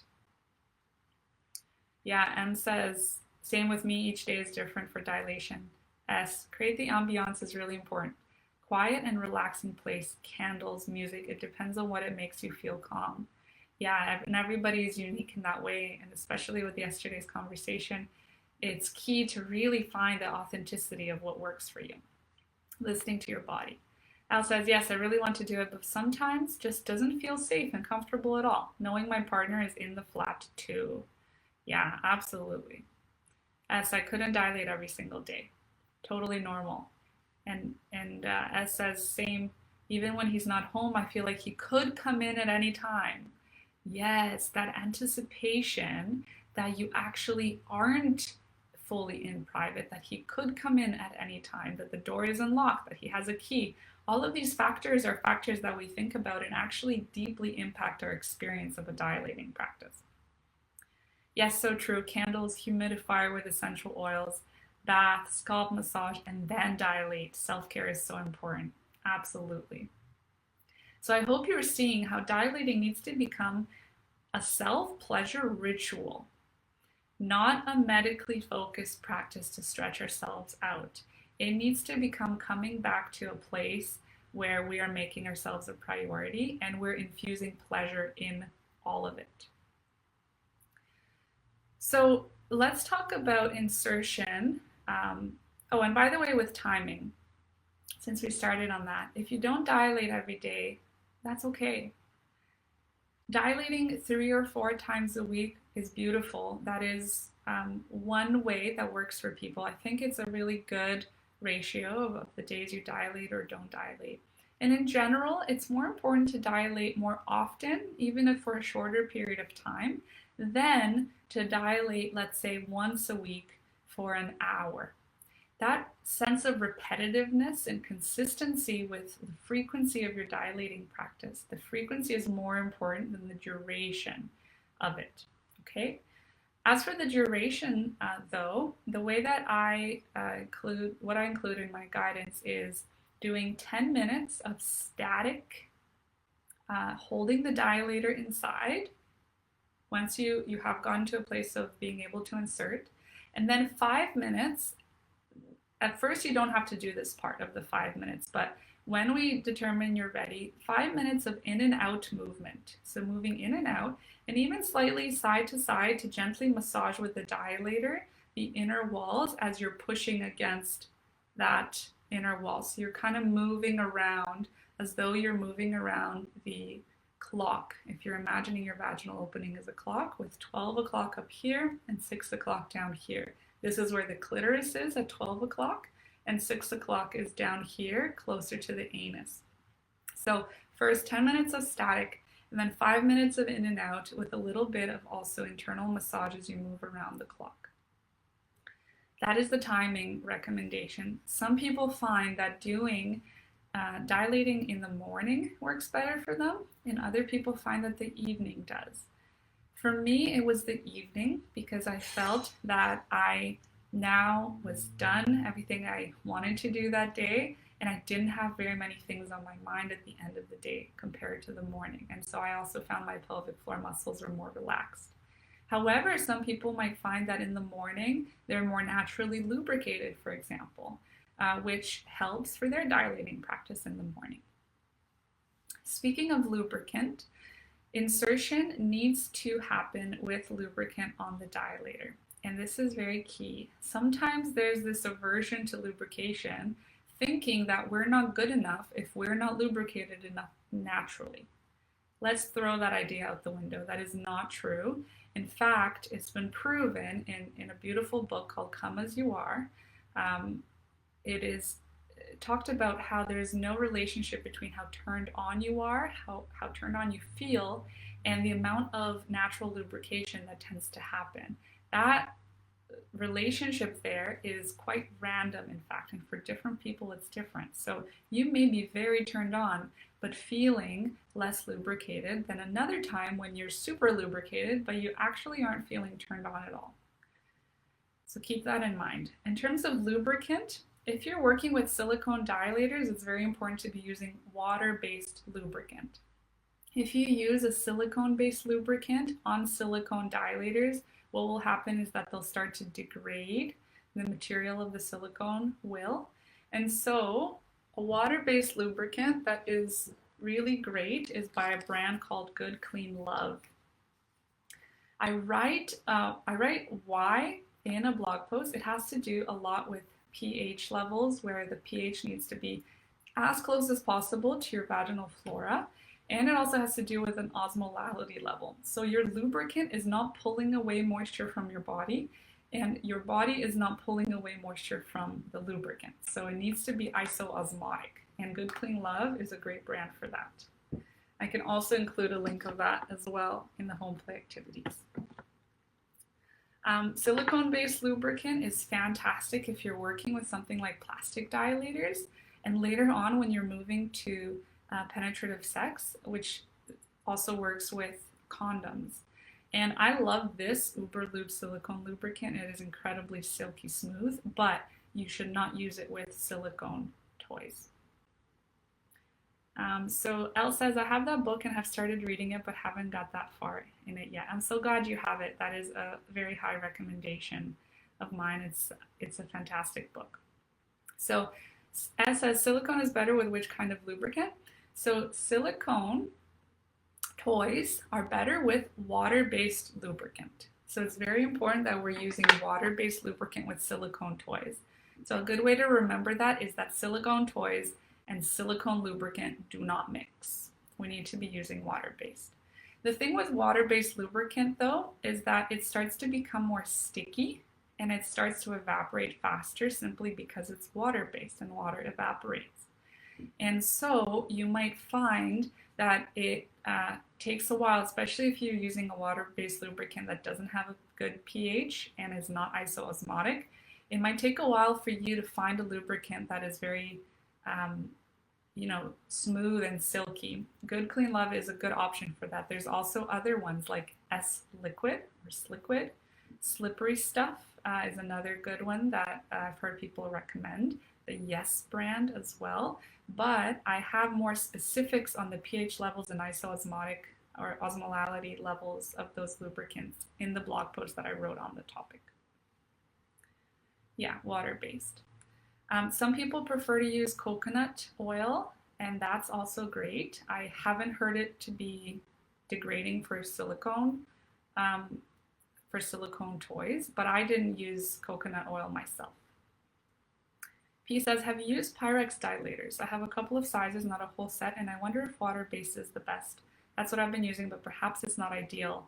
I like the Pyrex ones, especially if you warm them up and they stay warm. Yeah, warming them up. I actually haven't used Pyrex dilators, but what I could do is look into them and share my thoughts later with you if you'd like to message me. So another aspect of lubricant that you could consider is CBD infused. CBD can help with healing of scar tissue and bringing more blood flow to the area as well. So CBD water-based lubricant like this one is something that you can consider if you'd like. There are lots of options out there. So let's talk about angle of insertion. You're welcome. So an angle of insertion, and I'll use a slightly longer dilator so you can see this more clearly. First, a disclaimer that an angle of insertion that I'm explaining worked for me may not work best for you, but I'm going to tell you about what to do to really find out what your ideal angle of insertion is. This will also be impacted by how you are laying on the bed or in what position you are. But for now, we're going to imagine that you're laying on the bed and you don't have your pelvis tilted any particular way, overly kind of emphasized. So you don't want to be tilting your pelvis up or down. We just want to be laying in a neutral position with our pelvis comfortably on the bed. Then, as I explained in the video guidance, you would be doing your breathing exercises in your reverse Kegels to the point in which you feel like you have acute awareness and control of your pelvic floor muscles, and you've asked yourself, your yoni, your vagina, as to whether it accepts insertion today, whether your body would like a visitor. And only if we're a yes, we're continuing forward. So the insertion would look like this. So this is your vaginal opening, and this is the ceiling here. You're on the bed right here. Very often, what works for people is to have the dilator be inserted facing slightly upwards towards the ceiling. So the angle of insertion is slightly upwards like this towards the ceiling. This is what worked best for me in most cases, and especially in the beginning of my journey when my pelvic floor was more tight. As we learn to relax the pelvic floor muscles, this angle of insertion that's ideal for you may actually change. So keep that in mind. Now, how do you find out what is the best angle of insertion? After you're breathing, you're doing your reverse Kegels, you're going to insert, and what you'll do is you'll actually let go of the dilator. You'll relax your arms by your side, and you're going to continue the breathing and reverse Kegels. Now, sometimes some people find that the dilator gets pushed out by the pelvic floor muscles. That's a very common experience. Very common also is burning, stinging sensation. Again, we're wanting to keep that below a 3 out of 10, and I can share more about how in the video guidance. But keeping your arms out to the side now, if it's starting to come out, you can gently hold it in place, but without pushing and guiding it in any which direction. Holding it there and having your arm out to the side ideally, you're going to wait for your body to actually give you a clue as to what the angle of insertion is that is ideal for you. So if right now it's up to the ceiling like this, what might happen is that your pelvic floor muscles, as you are breathing and relaxing, they are going to give you the clue that in fact it should be straight. And how that looks like is the dilator goes in the angle that is actually ideal for the vaginal canal. All of our vaginal canals are angled slightly differently. In fact, one vaginal canal can be slightly to one side, side to side, rather than up or down. And so after about 20 seconds of allowing your body to give you the clue of what the angle of insertion is for you, you're going to go with that. So then you can take the dilator again and you can continue inserting, having learned what your body is trying to communicate, that in fact this is the angle of insertion that we want to work with.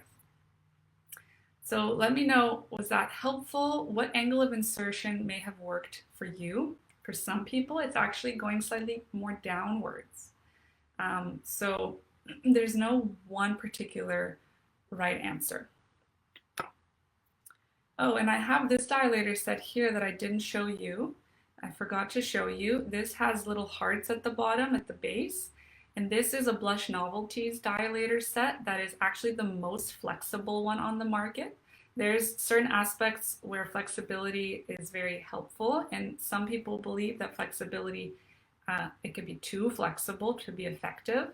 I haven't found a difference in effectiveness, but I haven't used this particular dilator set that is the most flexible in my personal journey. Now, the good thing about this one, it is that it is made up of only 4 dilators. That's not necessarily good, but this is the most affordable silicone dilator set on the market, the one with the hearts by Blush Novelties. And I've reviewed this one as well. Oops. Okay, so that was a bit on the angle of insertion. We talked about timing. Yesterday we talked all about the role of pleasure, so I'm not going to go into that deeply, but movement of the cervix happens when the brain gives the cue to the cervix and the vagina that sexual arousal is happening. So the cervix is working with us to create space for penetration, and it's incredible how wise the body is and why we really should incorporate pleasure in the dilating practice. And not only genital stimulation is what we're talking about here.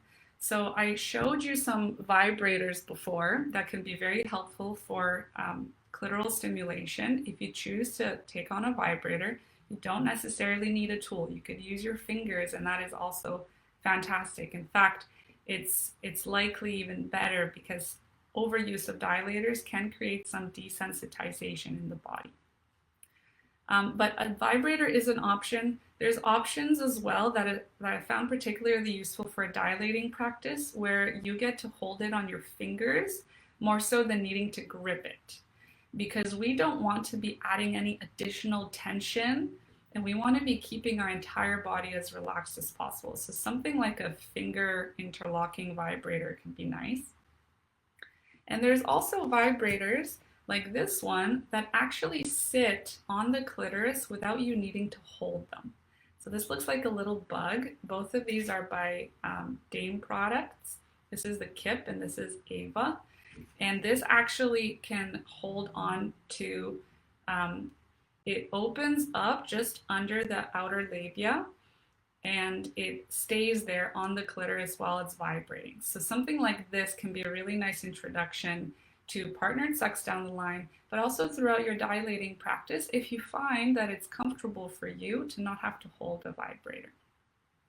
But aside from genital stimulation, we talked about different forms of touch yesterday, even fantasy play in aspects of pleasure like psychological kink or physical kink.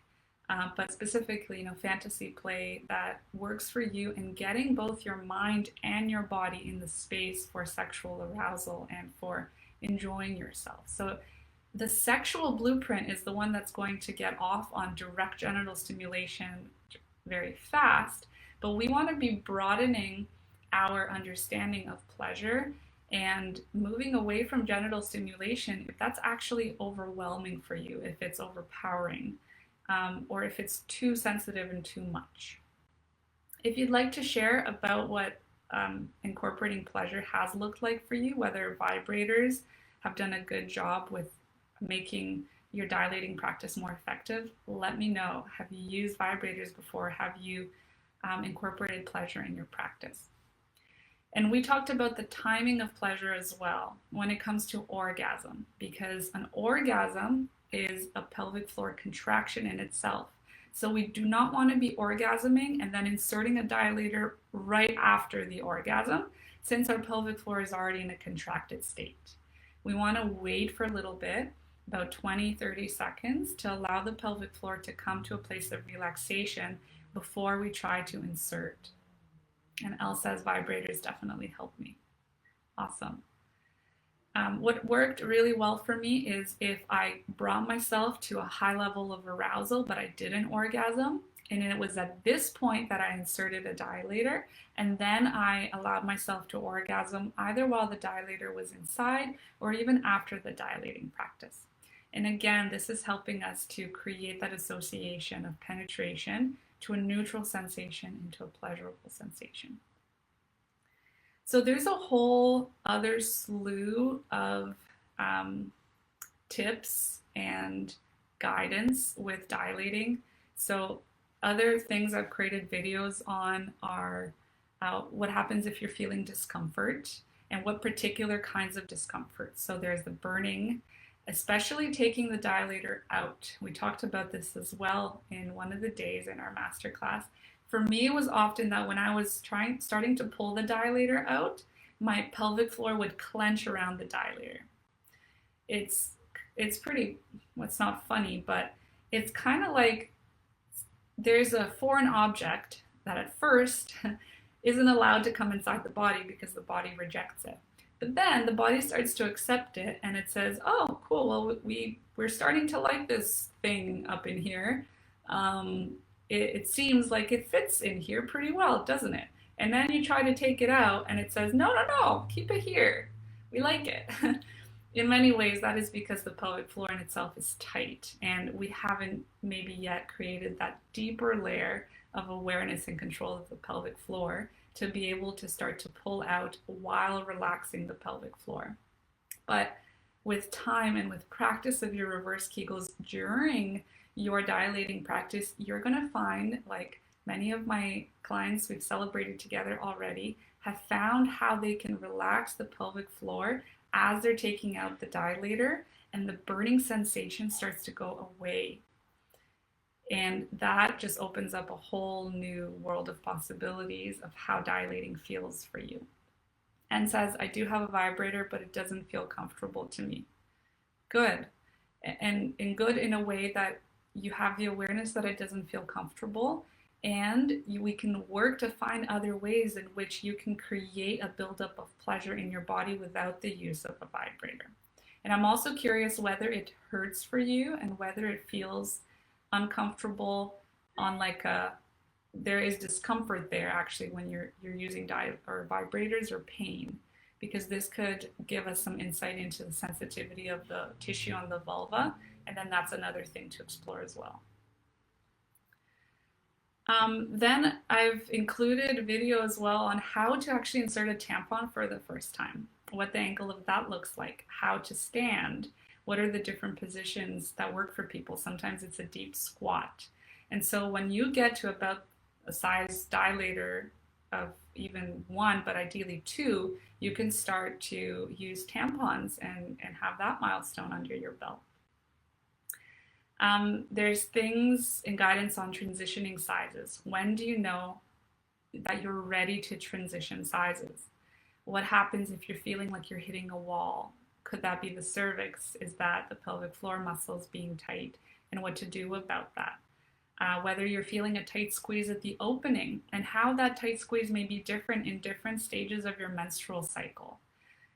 What is the relationship there? And sometimes we can get so frustrated that when we're coming closer to our bleeding time that we actually experience a lot more discomfort and lack of relaxation that before it worked, but now it doesn't. And it is explained by, in some ways, by the menstrual cycle that I go into more detail about in the course. Also, the need to pee. This is very much related to the G area, the bladder that lives on the other side of the tissue of the vagina. And so here we're talking about the G area. So if you were to put your fingers inside of the vaginal opening and you actually push up with your fingers and you do a come hither motion like this, this is where the G area typically lives for most people. And this can start to create a sensation of needing to pee and almost like a sharp intensity there. Has anyone experienced this? I absolutely did, and I was so confused. But the stimulating of the G area creates this largely because the bladder lives just on the other side, and we're gently pushing on the bladder, but also the G area in itself, in its nature, creates this sort of sensation. And stimulating that and finding a place of pleasure there is the access point to things like ejaculatory orgasm, so squirting. And the first time I experienced this with myself, which was mind-blowing, pleasurable experience, was actually with this wand. And this is a wand that I gift to one-on-one clients in their journey because it was quite significant in my journey, and I think it's a beautiful piece to incorporate in your dilating practice. As says, when can we start with menstrual cups if we don't want to use tampons? Great question. The way that I would recommend the timing of menstrual cups would be when you're on dilator, the one bigger than this. I'd say dilator 3. Why? Because that is you already being used to being on dilator 3 with discomfort less than 3 out of 10. In fact, when you transition sizes, we want you to be at a 1 out of 10 maximum. That's kind of a range and recommendation of when you're ready to move up another size. And I go into more detail about this, but I would say dilator number 3 of a typical 8-piece set would be most ideal for menstrual cups if you don't want to use tampons. There's so many reasons not to use tampons, so I absolutely hear you there. And it's more the feeling of having something cold and not human down there. Yeah, the sense of cold doesn't help, does it? It feels foreign. And please know that when you do move on to working with your partner in this practice and you do have something human, his penis, or if your partner doesn't have a penis, fingers down there, it feels a lot more friendly and a lot more natural. And that is when you're going to be able to put your dilators away and not need to touch them again, which is an amazing feeling. You're welcome. In that, we also, when you get to the last dilator size that you want to work with from your set, it's important for most people to also work with a tool that has a penis shape. Why? Because we want to be introducing one little factor at a time and getting comfortable in our bodies of using a tool that has a penis shape before moving onto a human being that has a penis and that we're not in control of, right? So see the difference there. When there's a human being that you're working with at the tail end of your dilating journey, that is not one that you're holding and guiding inside, the dynamic changes. And so it's important that you're getting used to a penis shape, both for the emotional aspects that might be relevant there, but also for the physical shape of it. And so this may include a dildo, a silicone dildo ideally, or it could also include a tool that has slightly more of a head like this. This is a crystal wand. And this end is more of a bulb. But an end like this could be something to work with that looks a little bit more like a penis. And this is going to give you the confidence that you can actually insert something more bulbous like this and feel comfortable with it, because the sensation is different than the rounded dilator. As well, glass is something fun that you could work with. And this is another idea of slightly that head shape. Um, so a penis-shaped tool is nice for the transitioning, especially because a lot of us may have an aversion to the male body in itself. And part of the emotional healing journey and also the subconscious programming work can help to create a sense of peace and celebration about the penis and what that symbolizes for you. So sometimes it's not only about the physical part of working with a penis shaped tool, but it is a lot about the emotional layers there that exist for you in the male human body. So that would be in the emotional aspects of the healing journey. Now, transitioning to um, partnered work though. If you are with a partner already, you may decide that going through most of the dilating process without your partner present is what is going to be best for you. And for most people, that is the case. What do you think? Would you feel more comfortable starting with dilator one by yourself, or would you feel more comfortable starting from the very first step of the process with a partner if you do have a partner available? And willing and excited to be part of that journey with you. What's your preference? For me, I preferred to work with the first dilators all by myself and only to consider introducing a partner into the process only when I was getting to about the size of the partner's penis. And that tends to be what a lot of people do. When you're starting to introduce a partner into the equation, I have a lot of guidance on how to do this very slowly, step by step, where again, it's called titration. It's when you're dipping your toe and then you come back to safety. And you're dipping your a little bit more of your foot and you're coming back to safety so that we're not overwhelming the nervous system and we're not actually having the alarm bells go off. That's when the tightening response gets activated. And that's when the cycle of pain deepens. So, when introducing a partner into the equation, we want to be starting with literally having the partner sitting in the room next to you while you are dilating in your room. That is what we're talking about by starting slow. For you to have the knowledge that maybe even they're just in the house. Then for you to know that as you're dilating, they're in the room nearby to you. Then when you feel like you're comfortable with that idea, when you're successfully continuing your dilating practice, knowing that your partner is in proximity, then you invite them to be in the room with you. And says definitely by myself is the preference. As starting by myself, and when I feel comfortable with the size I'm using at that time, he can join me. Nice. Now, definitely starting by myself and then introducing my partner. Cool. Beautiful. That's perfect. So when we invite the partner inside the room, first, we actually want them to be sitting in a space pretty far away from us in the room.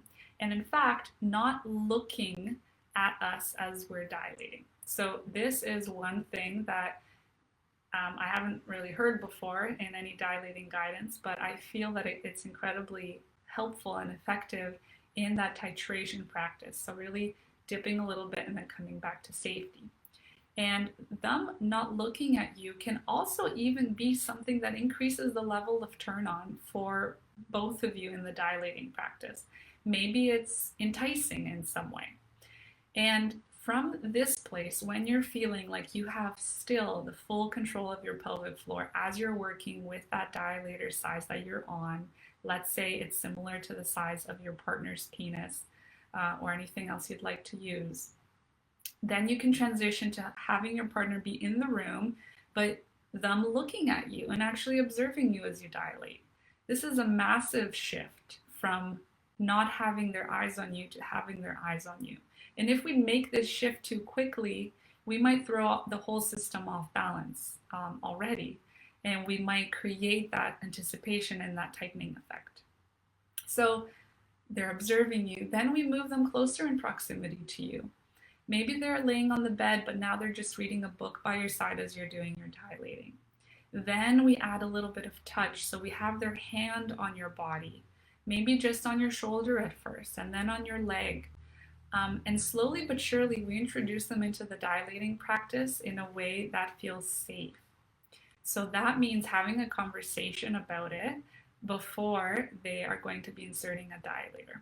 Meaning you set up what it means for them to insert a dilator. First, perhaps you hold their hand while they're holding the dilator and you actually guide it. You show them what it looks like, what the speed is like. You set up a code word of what it means to stop, to pull it out right away. And you create this dynamic of trust and safety through the entire process with a partner. After that, they're using the penis-shaped tool with you and not the dilator. And then they're transitioning to using their penis. What that looks like often is that you're doing a dilating practice together, you're feeling great about it, you take out the dilator, you do some more pleasuring of yourself as you're being relaxed there on the bed, and now you just replace that penis-shaped tool or that dilator with their penis. And because you have spent the time together in building up these foundations to how you're transitioning from a dilating practice to PIV sex, and you have this trust and a level of safety with approaching it little by little, the effectiveness rates rise through the roof with this approach rather than just going from, I'm going to dilate by myself with this dilator, and okay, I feel like I'm ready now, so tomorrow let's try PIV sex. I found that this isn't as helpful. P, I loved engaging my partner with it. I was with dilator 3, 4, 5. It was fun and also gave me a sense of we can do this as I was asking him to go slower and learning to adapt to the rhythm my body was setting for us. Yeah, beautiful. There's such a rhythm there, and it creates that sense of togetherness and teamwork, which is so incredible. Beautiful. I also have guidance on how to set ourselves up for a successful pelvic exam, because a lot of these elements that have worked for us with dilating need to be applied inside the office where you still do have that crinkly sheet of paper you're laying on, and of course the atmosphere is different. But we want to bring as much of the elements that have worked for us into the doctor's office to help set ourselves up for success. And yes, that does actually also mean incorporating pleasure just before you're at the doctor's office. How fantastic would it be if in our medical system, let me know if you feel like this should happen, that we actually have 5 to 10 minutes set aside in an actual exam by a medical professional in which they encourage us to incorporate pleasure before we are met with this cold metal speculum. What if we could actually insert the metal speculum by ourselves? What if we can guide them, and we absolutely can right now, with a deep level of communication and advocating for ourselves to say, please touch my calf first, then work up into my inner thigh. Allow me the time until I tell you it's okay to then touch my vulva, and only again when I tell you it's okay to start inserting the speculum in my vaginal opening. That would change so much. And if that advocacy was there in the first place in our system, so many experiences of traumatic pelvic exams could have been avoided. So I talk about all of these elements of how to set yourself up for a successful pelvic exam in your journey. Now, the final thing I want to talk about is this concept of internal massage of the pelvic floor muscles, which is very, very important to be introduced for most bodies at dilator 2 or dilator 3. And this is the concept of having kinks in our vagina, just like we have kinks in our neck after an uncomfortable night of sleep. We have those kinks that we like to massage out, and that massage really helps, doesn't it? Who has tight neck, shoulder muscles, and they found that a massage does tend to help in releasing some of those kinks. I'm finding them right now in my own body. This happens inside of our vagina as well, and so we have tight points that are called trigger points that are essentially just clenched up muscles, whether in the shallow parts of the pelvic floor, just above, on the side of the vaginal opening, for example, or deeper parts. And it's important that we massage out these kinks, especially to help us in releasing the tension, which is especially relevant with transitioning sizes. Many people find themselves stuck on a particular size for a very long time. And it is the introduction of a practice like trigger point release that acts as the breakthrough past this seemingly dead end into more relaxation. So you could start to do trigger point release with a finger. And I have video guidance on how this works as well. Please do not go away from this day of the masterclass feeling like you're ready to do trigger point release by yourself.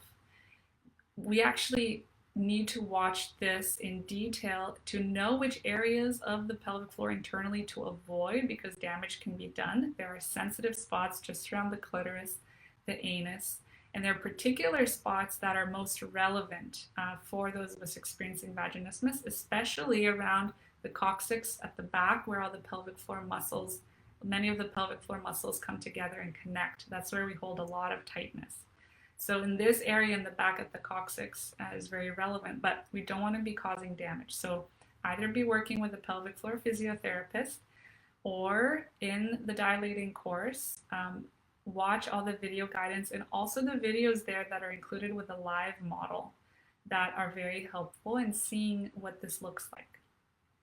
Okay, so with that disclaimer, what the idea is that with a finger, let's say, we're actually finding a spot that looks or feels, in this case, painful. In trigger point release, there's going to be pain part of the process, unfortunately. And it feels nice when that point releases to feel the relaxation and the relief there. So we're finding a point that feels painful. We're gently pushing on that point as though we're testing a tomato for ripeness. And just gently. And we're holding that for about 30 to 45 seconds, essentially until we feel that point starting to release or the pain starting to subside.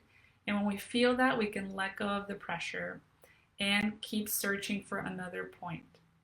With a finger, this can be done in the shallow areas of the pelvic floor, but there's also tools to help us get those spots more comfortably and also get the deeper areas of the pelvic floor. And so one such tool is this pelvic wand, also by Intimate Rose. And this is a fantastic tool to help us with trigger point release.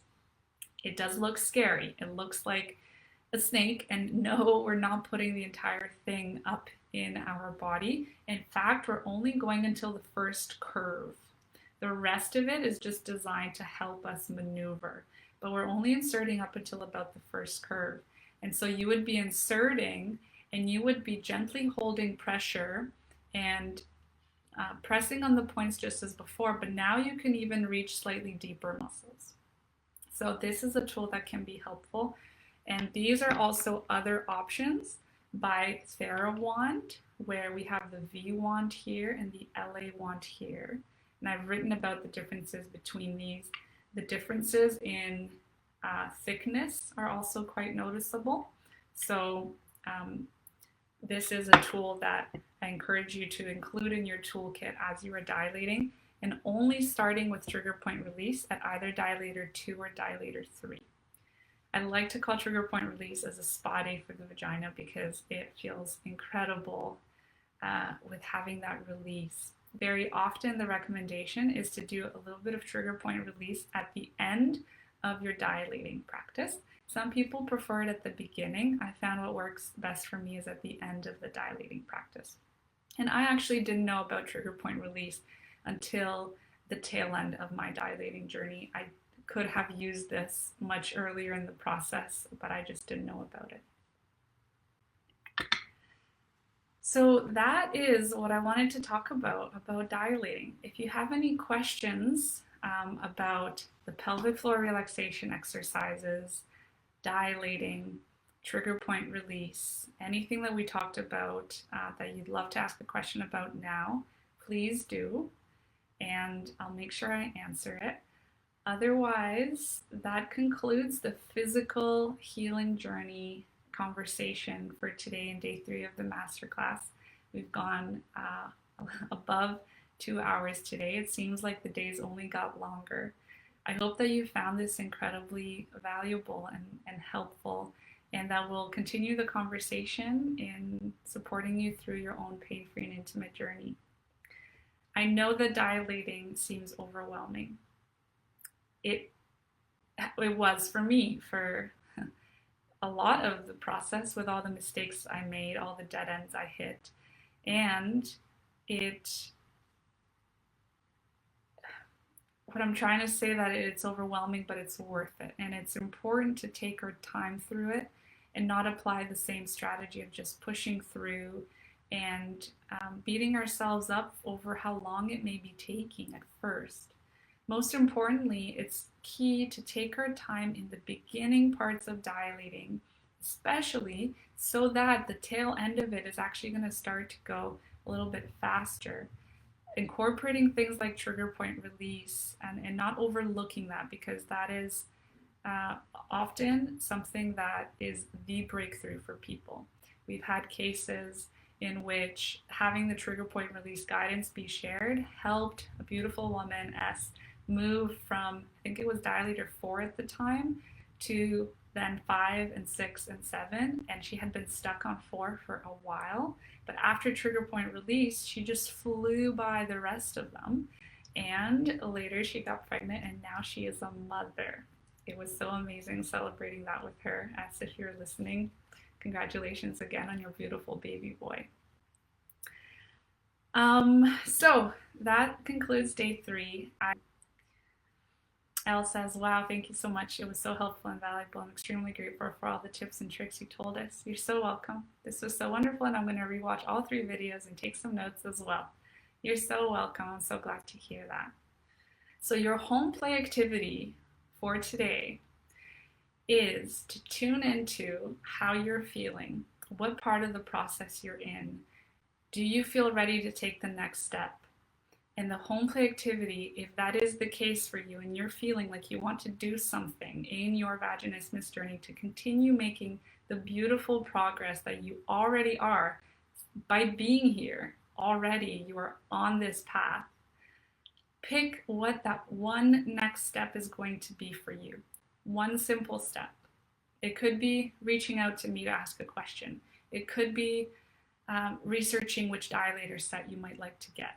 It could be reading up on reverse Kegels, or maybe it could be speaking to your partner about something that you've learned this weekend or these 3 days, or a friend, or opening up to a parent. Whatever that might be, that one next step, I trust, is going to be perfect for you.